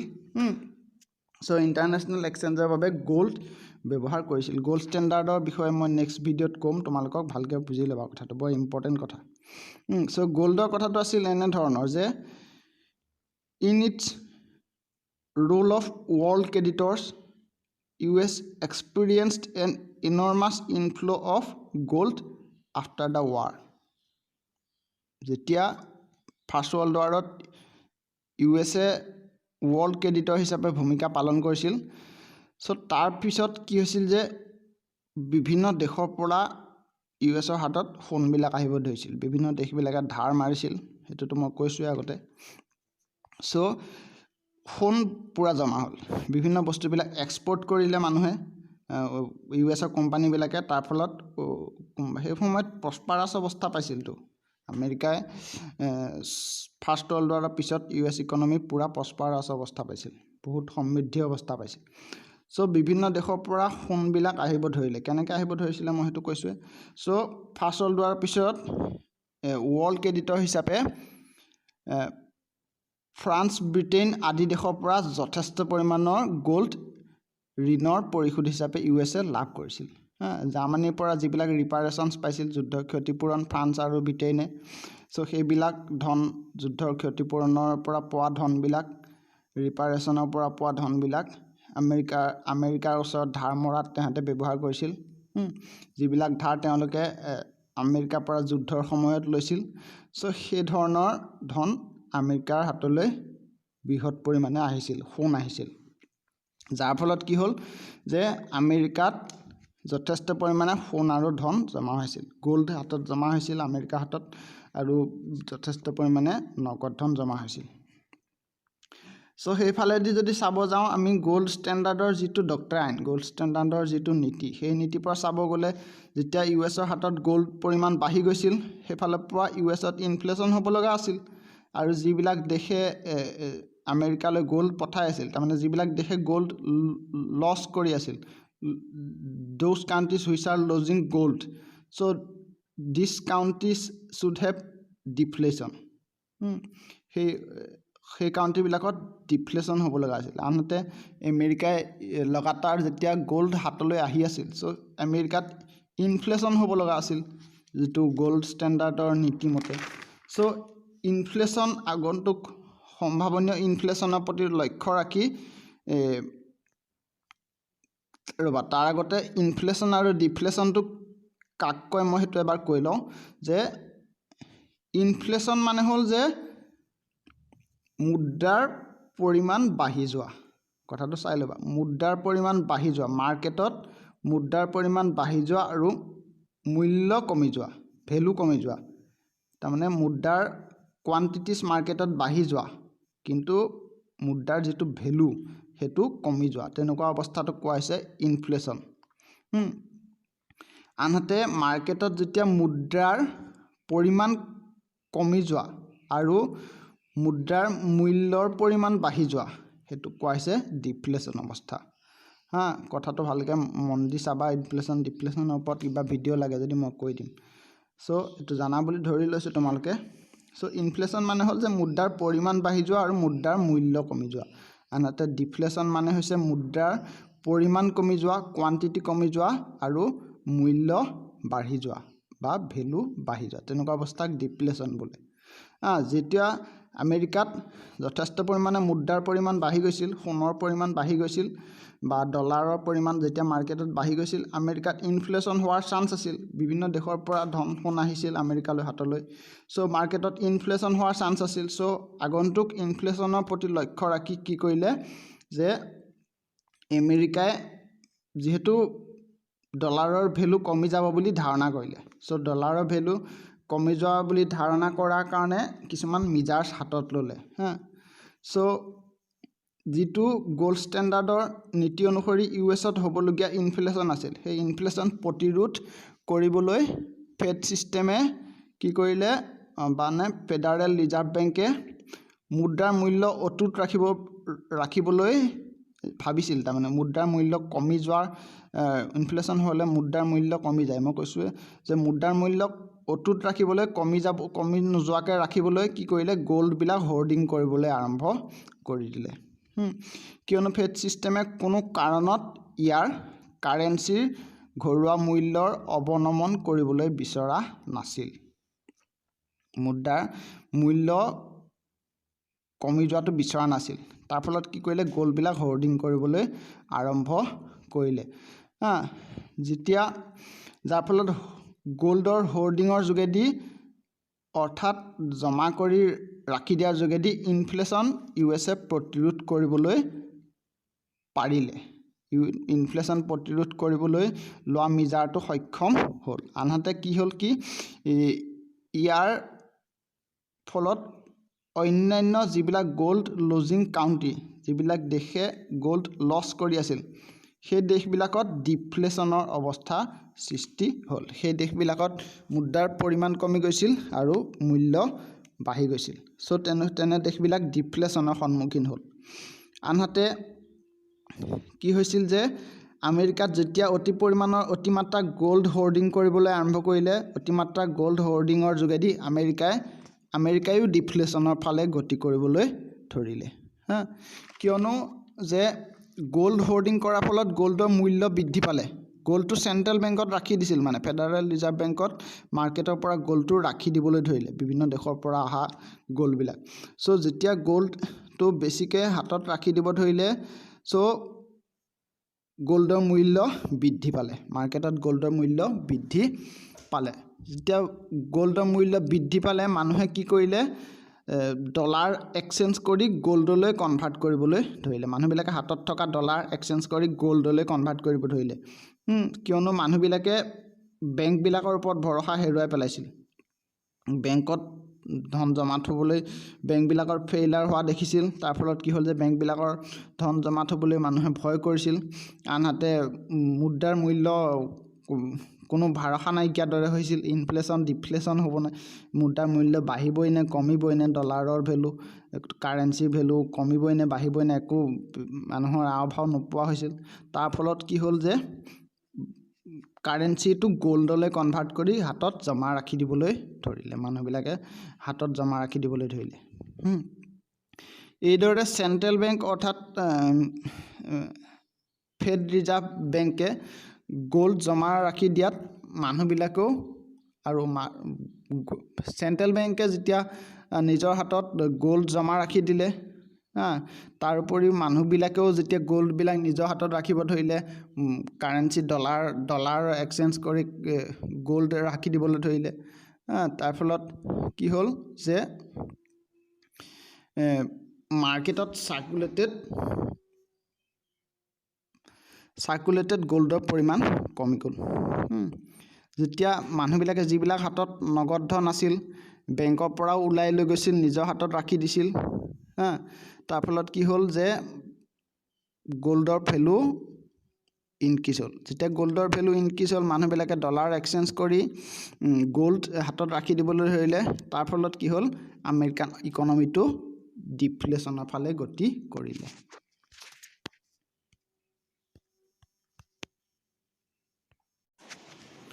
আনহাতে যিবিলাক মানুহৰ হাতত কেছ আছিল, নগদ ধন জমা আছিল, সেইবিলাকেও খৰচ কমকৈ কৰিব ধৰাত, তাৰমানে নিজৰ হাতত ৰাখি দিব ধৰাত, একচুৱেলি তেওঁলোকে কেছটো মাৰ্কেটলৈ ওলাই যাবলৈ দিবলৈ ভয় কৰিছিল।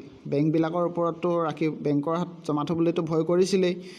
চ' কিছুমানে গ'ল্ডলৈ কনভাৰ্ট কৰি দিলে আৰু কিছুমানে কি কৰিলে যে নিজৰ হাতত জমা ৰাখি দিব ধৰিলে, মাৰ্কেটলৈ ওলাই যাবলৈ নিদিলে। চ' তেনেকৈ কি কৰাত মাৰ্কেটত চাৰ্কুলেটেড কেছৰ পৰিমাণ কমি গ'ল। মাৰ্কেটত চাৰ্কুলেটেড কেছ, যিটো মাৰ্কেটত কেছ চলি থাকে, চ' চাৰ্কুলেটেড কেছৰ পৰিমাণ কমি যোৱাৰ লগে লগে কি হ'ল যে মুদ্ৰাৰ মূল্য ইনক্ৰিজ হ'ল আৰু মুদ্ৰাৰ পৰিমাণ কমি গ'ল। অৰ্থাৎ কি হ'ল যে ডিফ্লেশ্যনৰ ফালে গতি কৰিলে। আনহাতে কি হ'ল, ফেড ৰিজাৰ্ভে ইণ্টাৰেষ্ট ৰেট কমিবলৈ দিয়া নাছিল। তাৰ বিপৰীতে মানুহে ডলাৰ এক্সচেঞ্জ কৰি গ'ল্ড হোৰ্ডিং কৰা প্ৰক্ৰিয়াটো বাধা দিবলৈ ইণ্টাৰেষ্ট ৰেট বঢ়াবলৈহে ধৰিলে। ইণ্টাৰেষ্ট ৰেট মানে বেংক ৰেটৰ কথা কোৱা হৈছে।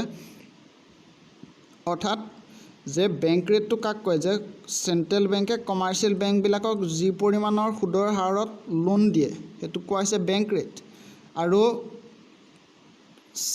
কমাৰ্চিয়েল বেংকবিলাকে বিজনেছক তাৰ ফলত কি দিলে যিটো হাৰত বিজনেছক ইণ্ডাষ্ট্ৰিজবিলাকক কোম্পানীবিলাকক লোন দিয়ে সেই সুদৰ হাৰটো বঢ়াবলৈ বাধ্য হ'ল চেণ্ট্ৰেল বেংকৰ পৰা যিহেতু লোন লোৱা সুদৰ হাৰটো যেতিয়া বেছি সুদৰ হাৰত লোন ল'ব লগা হ'ল কমাৰ্চিয়েল বেংকবিলাকে তাৰ ফলত ইণ্ডাষ্ট্ৰিজবিলাকৰ লৈ আগবঢ়াই দিয়া লোনৰ ওপৰত সুদ বেছিকৈ ল'বলৈ বাধ্য হ'ল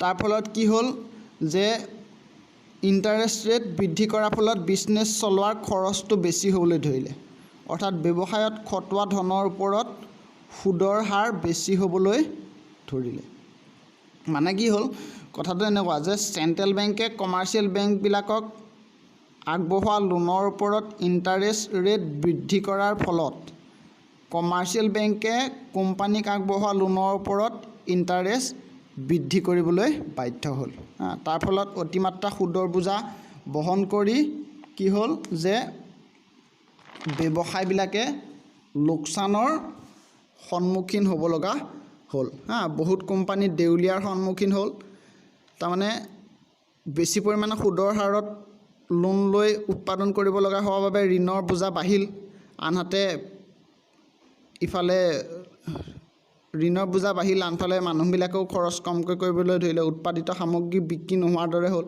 চ' তাৰ ফলত কি হ'ল যে বিভিন্ন কোম্পানীবিলাক দেউলীয়াৰ সন্মুখীন হ'ল গভৰ্ণমেণ্টৰ ইণ্টাৰেষ্ট ৰেট বৃদ্ধি কৰাৰ উদ্দেশ্যটো আছিল যে মানুহে ডলাৰ এক্সচেঞ্জ কৰি গ'ল্ডলৈ কনভাৰ্ট কৰা যিটো টেণ্ডেঞ্চি আহিছিল সেইটো US গভৰ্ণমেণ্টে কমাবলৈ বিচাৰিছিল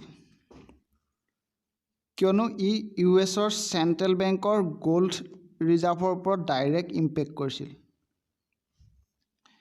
গ'ল্ডৰ ডিপ্লেশ্যন কমাবলৈ USএ ইণ্টাৰেষ্ট ৰেট বঢ়াই দিয়াৰ কথাটোৱে ইণ্ডাষ্ট্ৰিজ ৰান কৰাৰ এক্সপেন্সেছ বঢ়াবলৈ ধৰিলে যাৰ ফলত বহুতো কোম্পানী দেউলীয়াৰ সন্মুখীন হ'ল আৰু ৰেকৰ্ড পৰিমাণত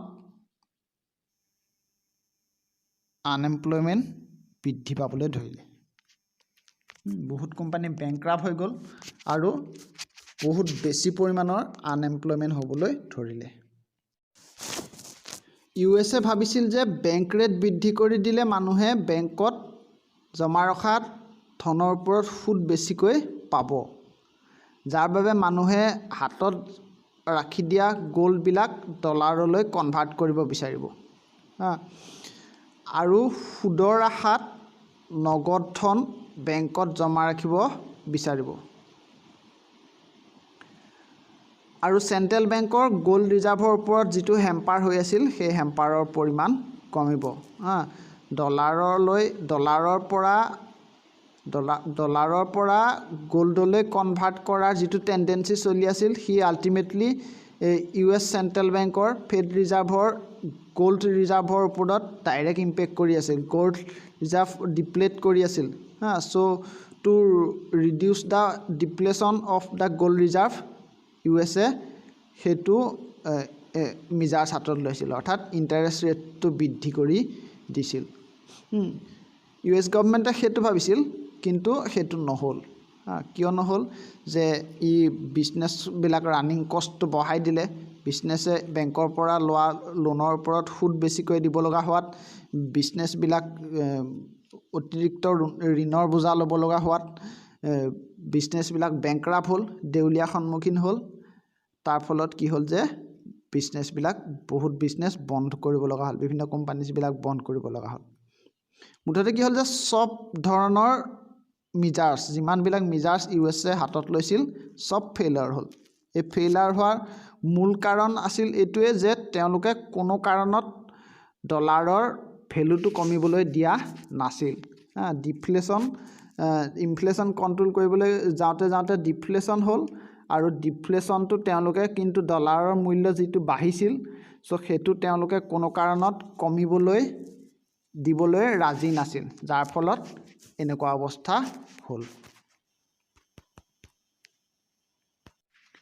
তাৰপৰা নেক্সট পইণ্টটো কি হ'ল যে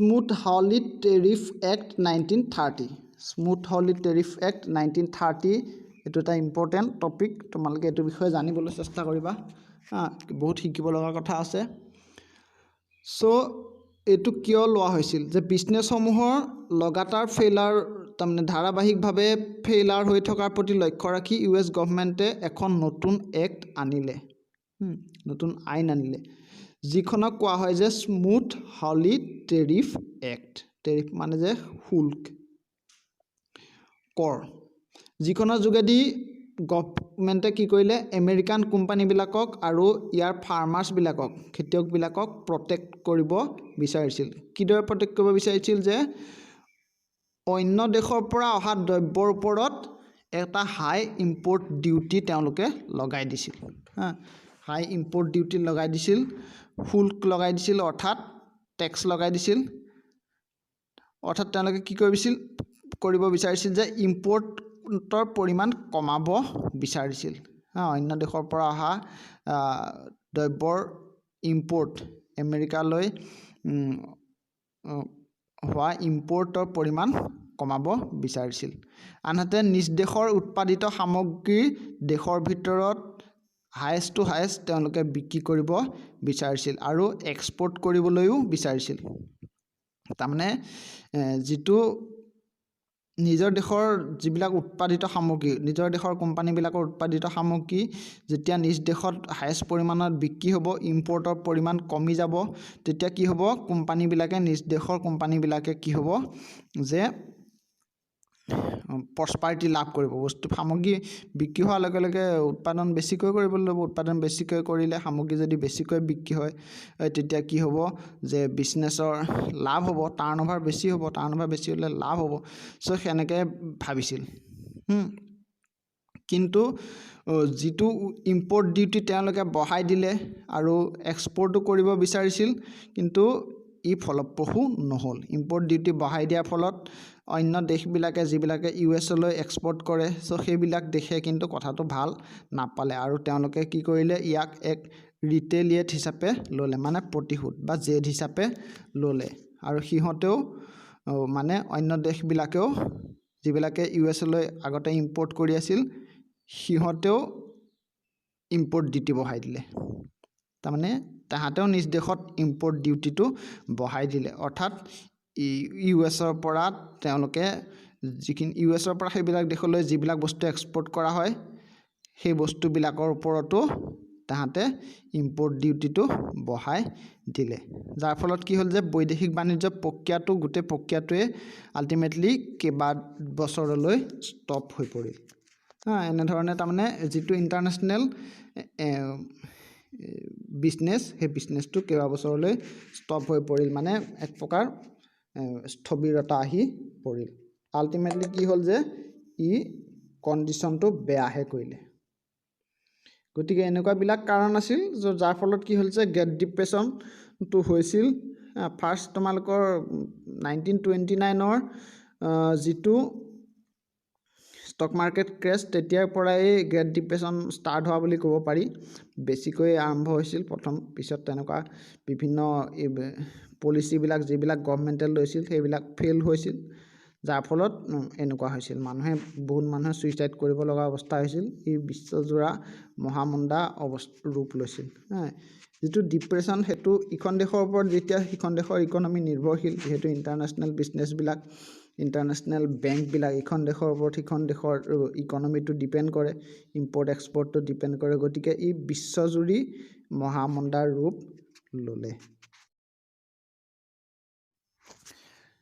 নেক্সট আমি চাব লগা চাওঁ যে নেক্সট কি হ'ল নেক্সট 1933 চনত আমেৰিকাৰ নতুন প্ৰেছিডেণ্ট আহিল নতুন president Franklin ডিলানো Roosevelt FDR Franklin ডিলানো Roosevelt যাক FDR নামেৰে জনা যায় নতুন প্ৰেছিডেণ্ট হ'ল আমেৰিকাত বহুত ভাল মানুহ আছিল ভাল মানে কি বহুত ভিজনাৰী আছিল দূৰদৰ্শী ব্যক্তি আছিল যথেষ্ট তাৰমানে ষ্ট্ৰং পাৰ্চনেলিটি আছিল আৰু আমেৰিকাৰ ইকনমিটো ৰিকভাৰ কৰিবলৈ তেওঁ যথেষ্ট ভাল পদক্ষেপ লৈছিল আৰু পদক্ষেপখিনি ছাকচেছো হৈছিল।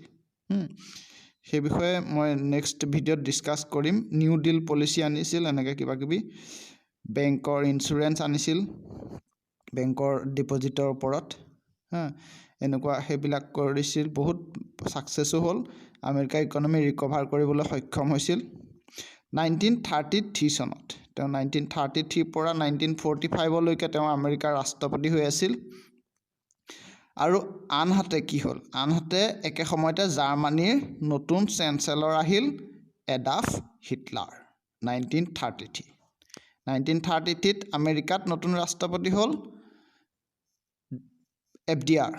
আনহাতে 1933তে জাৰ্মানীৰ নতুন চেঞ্চেলৰ আহিল এডাল্ফ হিটলাৰ। হিটলাৰেও 1945লৈকে চেঞ্চেলৰ হৈ আছিল।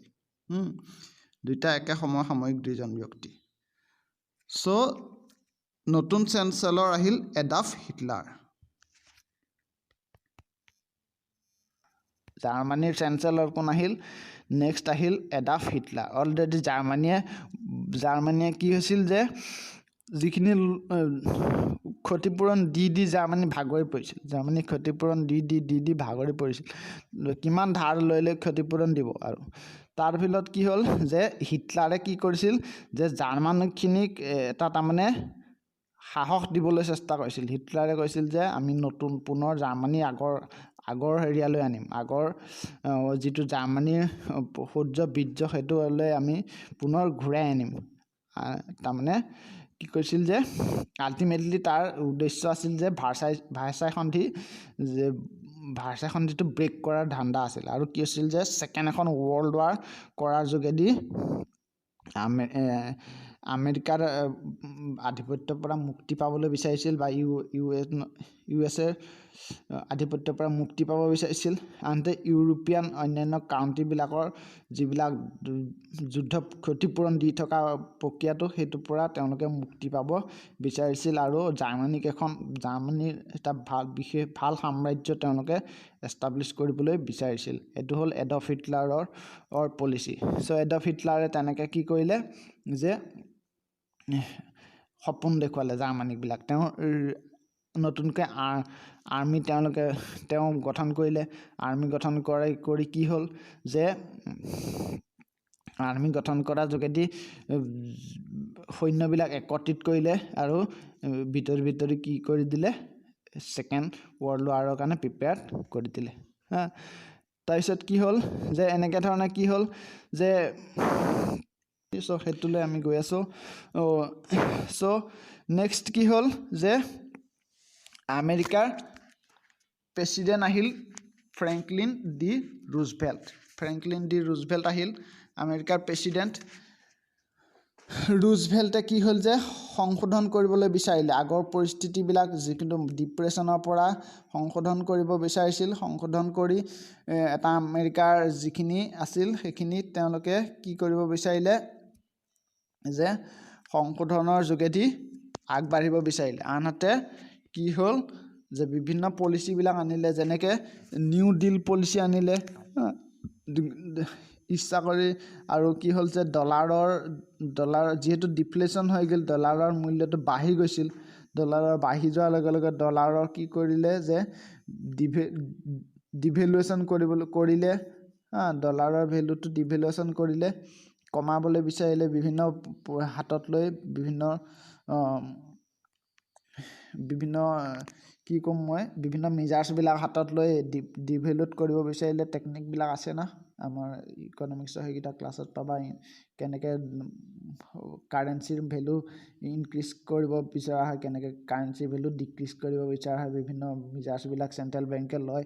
চ' তেনেকৈ তেওঁ কি কৰিলে যে ডলাৰ্ছবিলাক ডিভেলুট কৰিব বিচাৰিলে। আনহাতে কি কৰিলে যে তেওঁ বাহিৰৰ দেশবিলাকৰ লগত মাথা মৰাতকৈ নিজৰ দেশখন আগবঢ়াই নিয়াত গুৰুত্ব দিলে। তেওঁ কি কৰিলে যে বিভিন্ন কৃষকৰ সামগ্ৰী, যিহেতু যিমানে আগবাঢ়িলেও এখন দেশৰ মূল ইকনমিটো খেতিৰ ওপৰত ডিপেণ্ড কৰে, তেওঁ সেইটো বুজি পাইছিল। গতিকে এগ্ৰিকালচাৰ ফাৰ্মাৰ্ছবিলাকৰ যাতে লাভ হয়, সেই লাভৰ বাবে তেওঁলোকে কি কৰিছিল, ৰুজভেল্টে কি কৰিছিল যে ফাৰ্মাৰ্ছৰ লাভৰ বাবে তেওঁ চেষ্টা কৰিছিল ফাৰ্মাৰ্ছৰ লাভৰ বাবে চেষ্টা কৰিছিল এনেধৰণে কি হ'ল যে বিভিন্ন উপায়েৰে কৃষকক লাভ দিয়াৰ বাবে তেওঁ চেষ্টা কৰিলে এনেধৰণে কি হ'ল ইউএছক আগবঢ়াই লৈ গ'ল আনহাতে ইফালে কি হ'ল হিটলাৰে যুদ্ধৰ কথা ভাবি আছিল যুদ্ধৰ কথা তেওঁ ক্ষতিপূৰণ দি ভাগৰি পৰা জাৰ্মানীক পুনৰ নতুন আসন দিবলৈ তেওঁ বিচাৰি যুদ্ধৰ কথা চিন্তা কৰিলে নেক্সট কি হ'ল যে যুদ্ধৰ কথা চিন্তা কৰাৰ লগে লগে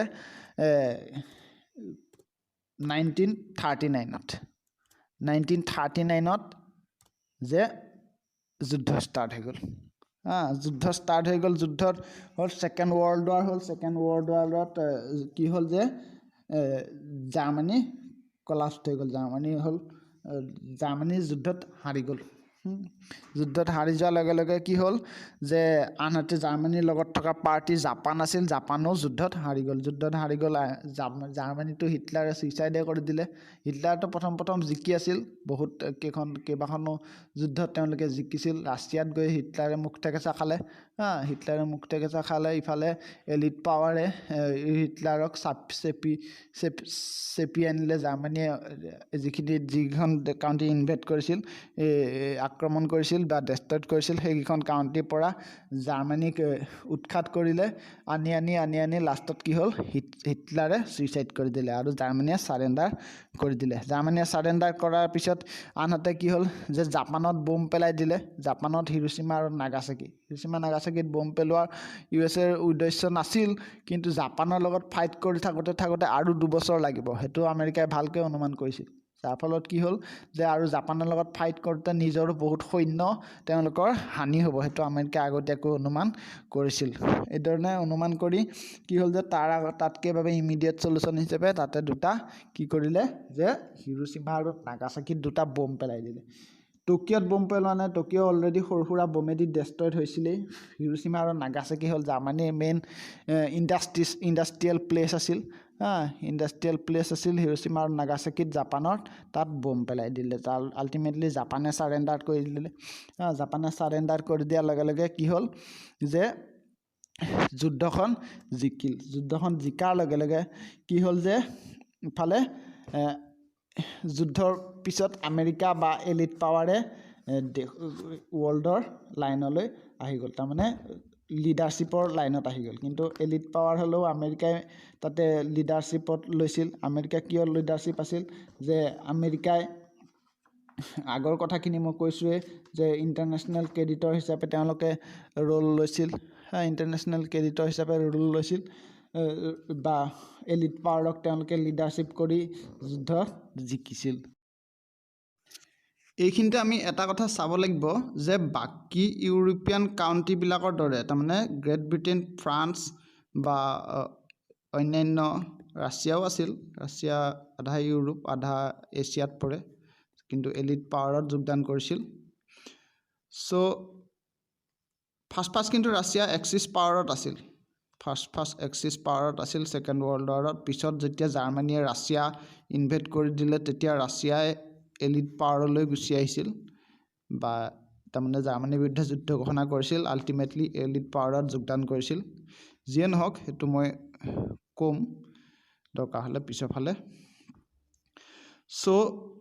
কথাটো এনেকুৱা যে বাকীবিলাক ইউৰোপিয়ান কাউণ্ট্ৰি যুদ্ধত ডেষ্ট্ৰয়ড হৈ গৈছিল কিন্তু আমেৰিকা কিন্তু অন্যান্য ইউৰোপিয়ান কাউণ্ট্ৰিবিলাকৰ দৰে যুদ্ধত বহুত পৰিমাণৰ লোকচানৰ সন্মুখীন হোৱা নাছিল বৰঞ্চ যুদ্ধত আৰু সেনাবাহিনীত যথেষ্ট পৰিমাণে ইনভেষ্টমেণ্ট কৰাৰ যোগেদি আমেৰিকাই লাভৱানৰহে সন্মুখীন হৈছিল সেনাবাহিনীত যথেষ্ট পৰিমাণে ইনভেষ্টমেণ্ট কৰাৰ ফলত ডলাৰ ইনভেষ্টমেণ্ট কৰাৰ ফলত আমেৰিকাৰ ইকনমি ভালহে হৈছিল কিয়নো ই আমেৰিকাত চলি থকা ডিফ্লেশ্যনৰ পৰা আমেৰিকাক মুক্তি দিবলৈ সক্ষম হৈছিল ডিফ্লেশ্যন যিটো চলি আছিল আমেৰিকাত গ্ৰেট ডিপ্ৰেশ্যনৰ পিছৰ পৰা ডিলানো ৰুজভেল্টে কিছুমান পলিচি লৈছিল অলপ সক্ষম হৈছিল কিন্তু ই সম্পূৰ্ণকৈ মুক্তি লাভ কৰিলে ছেকেণ্ড ৱৰ্ল্ড ৱাৰ ষ্টাৰ্ট হোৱাৰ পিছতহে বাকী যিখিনি পলিচি ফ্ৰেংকলিন ডিলানো ৰুজভেল্টে লৈছিল ডিফ্লেশ্যনৰ পৰা মুক্তি দিবলৈ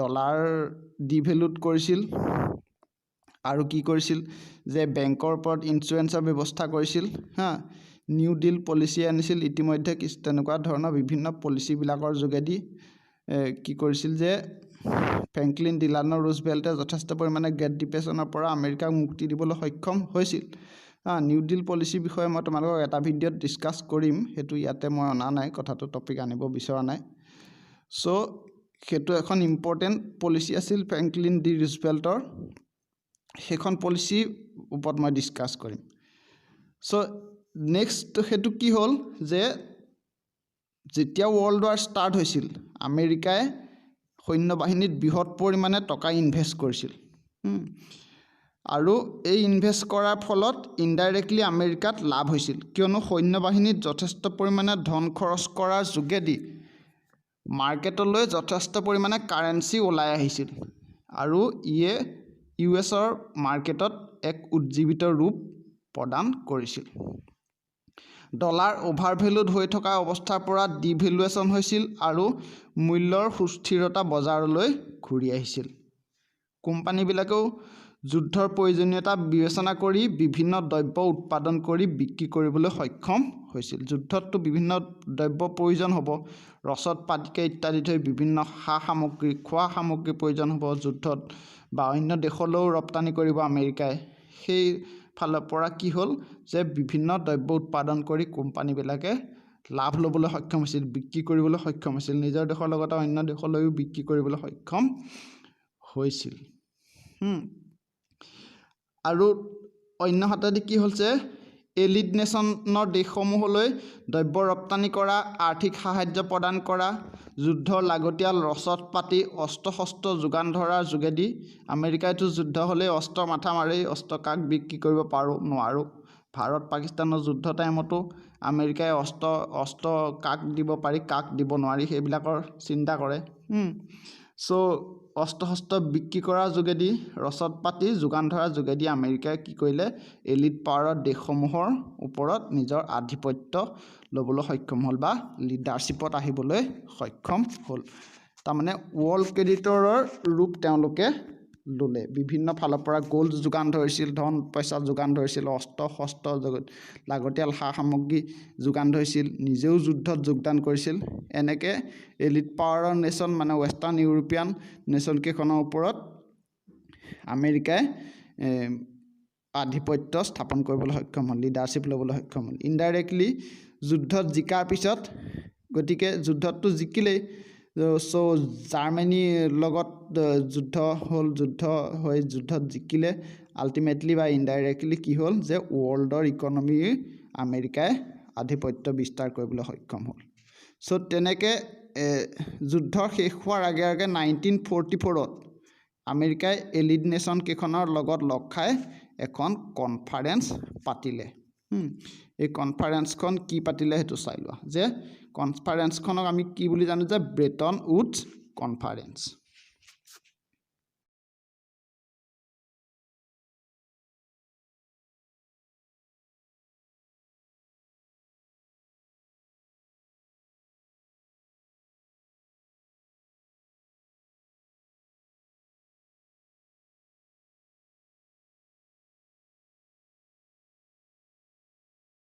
ব্ৰেটন উডছ কনফাৰেঞ্চ হ'ল যে এইটো হ'ল এটা যুদ্ধৰ এলিট পাৱাৰৰ এলিট নেশ্যনছ কেইখনৰ মাজত হোৱা এটা কনফাৰেঞ্চ ইয়াৰ যোগেদি কি কৰিছিল আমেৰিকাই এষ্টাব্লিছ কৰিছিল ৱৰ্ল্ড বেংক আৰু ইণ্টাৰনেশ্যনেল মনিটাৰী ফাণ্ড বা IMF এষ্টাব্লিছ কৰিছিল IMF এষ্টাব্লিছৰ কৰাৰ যোগেদি কি কৰিছিল তেওঁলোকে এটা বিশ্বজুৰি এটা যিটো মনিটাৰী ষ্টেবিলিটি অনাৰ বাবে যিটো মুদ্ৰাৰ যিটো ৰেটৰ উত্থান পতন বিভিন্ন কাৰেঞ্চিবিলাকৰ মাজৰ যিটো ডিছবেলেঞ্চ সেইটো এটা ষ্টেবিলিটি অনাৰ বাবে IMFে মুখ্যতঃ গঠন কৰা হৈছিল ইয়াৰে ব্ৰেটন উডছ কনফাৰেঞ্চত কি হৈছিল সেইটো এটা ইম্পৰ্টেণ্ট এইটো বহুত এটা ইম্পৰ্টেণ্ট কথা হয় সেই সম্পৰ্কে অলপ আমি ডিছকাছ কৰি দিম নেক্সট ভিডিঅ'ত পিছৰখিনি কথা ক'ম বিভিন্ন ইণ্টাৰনেশ্যনেল অৰ্গেনাইজেশ্যনছবিলাকৰ বিষয়ে সেই বিষয়ে আমি আলোচনা কৰি দিম কথা হ'ল যে ব্ৰেটন উডছ কনফাৰেন্সত কি হৈছিল ব্ৰেটন উডছ কনফাৰেন্সত জইন কৰিছিল ফাৰ্ষ্ট 44 এলিট নেশ্যনছ এলিট পাৱাৰত থকা দেশকেইখনৰ লগত লগ খাই কি হৈছিল যে Bretton Woods conference was the gathering of 730 delegates from all 44 elite nations at the Mount Washington Hotel situated in Bretton Woods.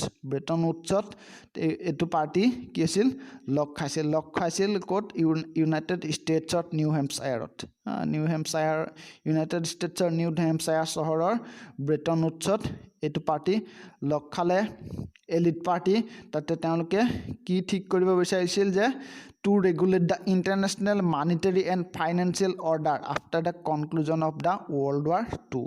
World War II শেষত কি কৰিবলৈ যে ইণ্টাৰনেশ্যনেল মানিটাৰী দিশটো আৰু ফাইনেন্সিয়েল বিত্তায়নৰ দিশটো কণ্ট্ৰললৈ আনিবলৈ বা এটা ষ্টেবিলিটি দিবলৈ এওঁলোকে কি কৰিছিল গঠন হৈছিল কিছুমান এগ্ৰিমেণ্ট কৰিছিল এই এগ্ৰিমেণ্টখনত আকৌ এটা বিশেষত্ব কি হ'ল যে Bretton Woods agreement of 1944 established a new global monetary system it replaced the gold standard with US dollars as the global currency ই কি কৰিছিল যে যিটো ইউএছৰ গোল্ড ষ্টেণ্ডাৰ্ড ইউএছৰ গোল্ড ষ্টেণ্ডাৰ্ড নহয় একচুৱেলি গোল্ড ষ্টেণ্ডাৰ্ড সাধাৰণতে আমি কি হয় যে মুদ্ৰা ইস্যু কৰাৰ টকা ইস্যু কৰাৰ বিপৰীতে আমি কি ৰাখোঁ গোল্ড ৰাখোঁ যে কি যাতে মুদ্ৰাৰ ভেলুটো আমি গোল্ডেদি বেলেগ দেশৰ লগত যেতিয়া এক্সচেঞ্জ কৰোঁ তেতিয়া আমি কি কৰিব পাৰোঁ গোল্ডেদি আমি এক্সচেঞ্জ কৰিব পাৰোঁ মুদ্ৰা টকাটো আমি কিহেদি এক্সচেঞ্জ কৰোঁ গোল্ডেদি এক্সচেঞ্জ কৰোঁ বা অন্য দেশবিলাকেও সেইটো ৰুল ফ'ল' কৰিছিল যে certain amount of gold is baked with every country's currency সব কাৰেঞ্চিবিলাকক কিহেদি বেক কৰা হয় গোল্ডেদি যাতে বিভিন্ন দেশৰ লগত লেনদেনবিলাক কৰোঁতে গোল্ডেদি কৰিব পাৰে তেনেকৈ কি হ'ল যে ইউএছএ কি কৰিলে এইখিনিত যে ৰিপ্লেচ দ্য গোল্ড ষ্টেণ্ডাৰ্ড গোল্ডৰ ঠাইত কি আনিলে US ডলাৰ লৈ আনিলে আমেৰিকাই US ডলাৰ লৈ আনিলে যে বিভিন্ন দেশবিলাকে গোল্ড ৰখাতকৈ US ডলাৰ ৰাখিলে হ'ল গোল্ড ৰাখিলেতো ৰাখিব পাৰে নতুবা US ডলাৰ ৰাখিলে হ'ল এনেকৈ কি কৰিলে তেওঁলোকে US ডলাৰটো এটা গ্লোবেল কাৰেঞ্চি লৈ আনিলে গ্লোবেল কাৰেঞ্চি যাতে তাৰমানে বিভিন্ন ইণ্টাৰনেশ্যনেল ট্ৰেনজেকশ্যনবিলাক তেতিয়াৰ পৰা কিহত কৰিব পাৰিব ইচ্ছা কৰিলে ইউএছত কৰিব পাৰিব এক্সপৰ্ট ইম্পৰ্টবিলাক US ডলাৰত কৰিব পাৰিব বিভিন্ন বস্তু ইখন দেশৰ পৰা সিখন দেশলৈ কিনা ক্ষেত্ৰত আগতে যদি গোল্ড ব্যৱহাৰ হৈছিল 1944 পিছত ব্ৰেটন উডছ এগ্ৰিমেণ্টৰ পিছত কি ব্যৱহাৰ হ'ব US ডলাৰ চ' তেনেকুৱা কৰি আমেৰিকাই কি কৰিলে যে US ডলাৰৰ যোগেদি ৱৰ্ল্ডৰ বিভিন্ন ইম্পৰ্ট এক্সপৰ্টবিলাক যাতে কৰিব পাৰে সেই ব্যৱস্থা কৰিলে আৰু এটা লগতে কি কৰিলে যে এগ্ৰিমেণ্টৰ যোগেদি ঠিক কৰিলে যে US ডলাৰ কিন্তু অনলি আমেৰিকাইহে প্ৰিণ্ট কৰিব পাৰিব খেলটো সেইখিনিতে খেলিলে যে আমেৰিকাই US ডলাৰতহে প্ৰিণ্ট কৰিব পাৰিব অন্য দেশৰ সেইটো কেপাচিটি নাই বা অন্য দেশৰ এইটো কেপাচিটি দিয়া হোৱা নাই চ' US ডলাৰত প্ৰিণ্ট হ'ব আৰু অন্যান্য এক্সপৰ্ট ইম্পৰ্ট ট্ৰেনজেকশ্যনবিলাক কিহৰ যোগেদি হ'ব US ডলাৰৰ যোগেদি হ'ব US ডলাৰৰ যোগেদি হোৱাৰ লগে লগে কি হ'ল যে আমেৰিকাই আল্টিমেটলি অল অভাৰ ৱৰ্ল্ডত US ডলাৰৰ যিটো মূল্য সেই মূল্যটো কি কৰিব পাৰিলে বৃদ্ধি কৰিব পাৰিলে যেহেতু মূল্য মানে ভেলু ইয়াতে কাৰেঞ্চি এক্সচেঞ্জ ৰেটৰ কথা কোৱা হোৱা নাই যে ভেলু যিটো কাৰেঞ্চি এক্সচেঞ্জ ৰেটটো আৰু বিভিন্ন কথাৰ ওপৰত ডিপেণ্ড কৰে কিন্তু সেইটো নহয় কিন্তু বিভিন্ন যিহেতু তাৰমানে গুৰুত্ব যিহেতু যিকোনো বস্তু এক্সচেঞ্জ কৰাৰ কাৰণে ফাৰ্ষ্ট কাৰ্ছত হাত পাতিব লাগিব ইউএছৰ ওচৰত তোমাৰ নিজৰ কাৰেঞ্চি দি নিজৰ গোল্ড দি US ডলাৰ তুমি আনিব লাগিব বিভিন্ন লেনদেনবিলাকৰ কাৰণে এক্সপৰ্ট ইম্পৰ্টৰ লেনদেনৰ কাৰণে চ' বিভিন্ন দেশবিলাকে তাৰ ফলত আমেৰিকাৰ ওচৰত US ডলাৰৰ বাবে হাত পাতিব লগাৰ দৰে কথা হ'ল ধাৰলৈ আনিব লগা বা বিভিন্ন মূল্য পৰিশোধ কৰি US ডলাৰ কিনিব লগা দৰে কথাবিলাক হ'ল চ' এনেকৈ কি হ'ল যে এই কেছটোৰ ওপৰত আমি নেক্সট ডিছকাছ কৰিম। চ' USA সেনেকৈ কি কৰিলে যে বিভিন্ন বস্তুবিলাক কিনা বেচাত যাতে US ডলাৰৰ গুৰুত্বটো বাহাল থাকে, সেইকাৰণে কি কৰিলে এইটো ডিচিশ্যন ল'লে। এনেধৰণে কি হ'ল যে এইটো কিয় ল'ব, এনেকৈ US ডলাৰে কিয় ইমান গুৰুত্ব পালে যে সেই সময়ত যিহেতু বিভিন্ন দেশবিলাক বেংক্ৰাপ্ট হৈ গৈছিল, তাৰমানে দেউলীয়া অৱস্থা হৈছিল, বিভিন্ন কোম্পানীবিলাক তোমাৰ দেউলীয়া হৈ গৈছিল, সেইবিলাকক কোনে ফাণ্ডিং কৰি আছিল? আমেৰিকাই। যে বিভিন্ন দেশবিলাক ইউৰোপিয়ান কাউণ্ট্ৰিবিলাকক ফাণ্ডিং কৰি আছিল, ব্ৰিটেইনক ফাণ্ডিং কৰিছিল, বিশেষকৈ ব্ৰিটেইন যিটো আগতে নিজৰ দবদবা ৰাখিছিল ৱৰ্ল্ডত, বিভিন্ন দেশবিলাকত লিডত আছিল UK, কিন্তু যুদ্ধ ইখনৰ পিছত সিখন যুদ্ধ, তাৰপিছত গ্ৰেট ডিপ্ৰেশ্যনৰ ফলত কি হ'ল যে UK কি হৈছিল, পিছ পৰি গৈছিল। আনহাতে USA নিজৰ অটুট ৰাখিছিল নিজৰ হেৰিটো, আৰু বিভিন্ন গ'ল্ডৰটো তাতে ভেলু আছিলেই। চ' গ'ল্ডৰ ভেলুটো থকাৰ লগে লগে কি হ'ল যে US ডলাৰো তেওঁলোকে নিজৰ হাতলৈ আনিল। US ডলাৰ তেনেকৈ নিজৰ হাতলৈ, US ডলাৰৰ যোগেদি যিহেতু ৱৰ্ল্ডৰ ইকনমিটো নিজৰ হাতলৈ আনিবলৈ ব্ৰেটন উডছ কনফাৰেন্সত তেওঁলোকে কি হ'ল যে US ডলাৰক এটা ৱৰ্ল্ড কাৰেঞ্চি হিচাপে এষ্টাব্লিছ কৰিলে। এতিয়া এনেকৈ ধৰণে কি হ'ল যে যিটো ব্ৰিটিছৰ পৰা গ্ল'বেল যিটো এম্পায়াৰ, লিডিং এম্পায়াৰটো কাৰ হাতলৈ আহিল? USৰ হাতলৈ আহিল। এনেকৈ ধৰণে আগবাঢ়ি যোৱাৰ লগে লগে নেক্সট পৰ্যায়ত আৰু তেওঁলোকে কি হ'ল সেইটো আমি নেক্সট ডিছকাছ কৰিম। এইটো হ'ল তোমাৰ যিটো পাৰ্ট মই ক'লোঁ, এইটো হ'ল ডাইৰেক্টলি তোমাৰ মই বেংকিঙৰ ওপৰত আজি কোৱা নাই, কিয়নো যে তাৰ বাবে তোমালোকে হিষ্ট্ৰীটো বহুত জনাৰ প্ৰয়োজন আছে। বিভিন্ন কথাবিলাক নতুবা মই টাৰ্মছবিলাক কৈ থাকিলে তোমালোকে হয়তো বুজি নাপাবা। এতিয়া তোমাৰ ডিপ্ৰেশ্যন কি, গ্ৰেট ডিপ্ৰেশ্যন কি, ৱৰ্ল্ড ৱাৰৰ ইম্পেক্ট কি, এইবিলাকৰ যিবিলাক চিনাৰিঅ', ইণ্ডাষ্ট্ৰিয়েল ৰিভলিউশ্যন কি, টেকন'লজিকেল ৰিভলিউশ্যন কি, সেইবিলাকৰ বিষয়ে সাধাৰণতে আমাৰ কমাৰ্চৰ কোৰ্চবিলাকত আমাৰ ডাইৰেক্টলি ডিছকাছ কৰা নহয়। সেইটো একচুৱেলি এটা হিষ্ট্ৰী এটা পাৰ্ট থাকিব লাগে কমাৰ্চৰ ওপৰত, গতিকে সেইটো আমি সাধাৰণতে ডিছকাছ কৰা নহয়, গতিকে সেই বিষয়ে মই ক'লোঁ। গতিকে এইখিনিতে আৰু এটা কি কৰিলে যে ৱৰ্ল্ড বেংক এষ্টাব্লিছ কৰিছিল। ৱৰ্ল্ড বেংক এষ্টাব্লিছ কৰিলে ব্ৰেটন উডছ কনফাৰেন্সত। এইটো ৱৰ্ল্ড বেংক আৰু IMF, ইণ্টাৰনেশ্যনেল মানিটাৰী ফাণ্ড আৰু ৱৰ্ল্ড বেংক এষ্টাব্লিছ কৰা হৈছিল, যিটোক ব্ৰেটন উডছ টুইনছ বুলি কোৱা হয়। Bretton Woods twins, world bank আৰু IMF এষ্টাব্লিছ কৰিছিল। গতিকে বিভিন্ন ইনষ্টিটিউশ্যন আছে, এইটো তোমাৰ ছেকেণ্ড ইউনিটত আছে। বিভিন্ন ইনষ্টিটিউশ্যনবিলাক 20 এষ্টাব্লিছ হৈছিল। এইটোকে বেংকছ ফৰ ইণ্টাৰনেশ্যনেল ছেটেলমেণ্ট, এইটো তোমাৰ 1930ত এষ্টাব্লিছ হৈছিল, গ্ৰেট ডিপ্ৰেশ্যনৰ পিছে চ' বিভিন্ন সংগঠনবিলাক বা যিবিলাক সেইবিলাকৰ বিষয়ে আমি আলোচনা কৰিম। আৰু প্লাছ টু দা পইণ্ট হেৰিটো যিটো হিষ্ট্ৰী বেংকিঙৰ, ইণ্টাৰনেশ্যনেল বেংকিঙৰ যিটো history, to the point history, সেইটো তোমালোকক মই নেক্সট ক্লাছত দিম। এনেধৰণে কি হ'ল যে কি ধৰণে শিল্প বিপ্লৱৰ ফলত গ্ৰেট ব্ৰিটেইন আগবাঢ়ি গ'ল, তাৰপিছত ছেকেণ্ড ইণ্ডাষ্ট্ৰিয়েল ৰিভলিউশ্যনৰ ফলত US আগবাঢ়ি গ'ল, তাৰপিছত ফাৰ্ষ্ট ৱৰ্ল্ড ৱাৰ হ'ল। ফাৰ্ষ্ট ৱৰ্ল্ড ৱাৰৰ ফলত US কি ধৰণে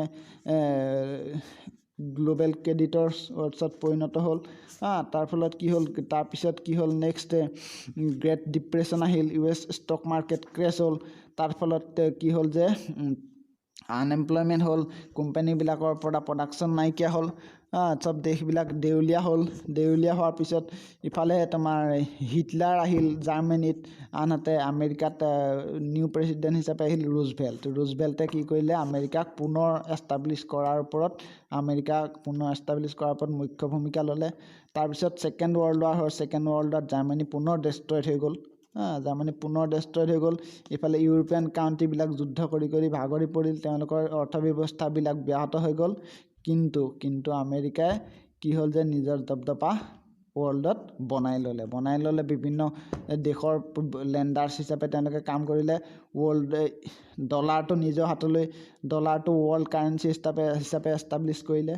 আমেৰিকাই তাৰ ফলত কি হ'ল যে বিভিন্ন দেশক লোন দিব লগা হ'লে তেওঁলোকে সহজে লোন দিবলৈ আৰম্ভ কৰিলে সহজে লোন দিবলৈ বিভিন্ন দেশবিলাকক যদি ডলাৰ দিব লগা আছে তেওঁলোকে বেছি চিন্তা কৰিব লগা নাই কিয়নো তেওঁলোকে ডলাৰ প্ৰিণ্ট কৰি দি দিব পাৰে যিহেতু ডলাৰৰ বেকত গোল্ড আছেই ডলাৰৰ বেকত গোল্ড আছেই তেওঁলোকৰ হাতত গতিকে বিভিন্ন দেশে লোন বিচাৰিলে ইমিডিয়েটলি আমেৰিকাই লোন দিব পৰা কেপাচিটি তেওঁলোকৰ হাতলৈ আনিলে কিন্তু বেটন উডছ কনফাৰেন্সো এটা টাইমত ফেইল হৈছিল সেইটো বিষয়ে আমি আলোচনা কৰিম কেতিয়াবা সো বেটন উডছ কনফাৰেন্স কিয় ফেইল হৈছিল আমেৰিকাৰ ডলাৰৰ ইমান দবদবা থকাৰ পিছতো কি হ'ল যে ৱৰ্ল্ড ইকনমিত কি ধৰণে আমেৰিকাত পুনৰ বেটন উডছ কনফাৰেন্সৰ পৰা আমেৰিকাই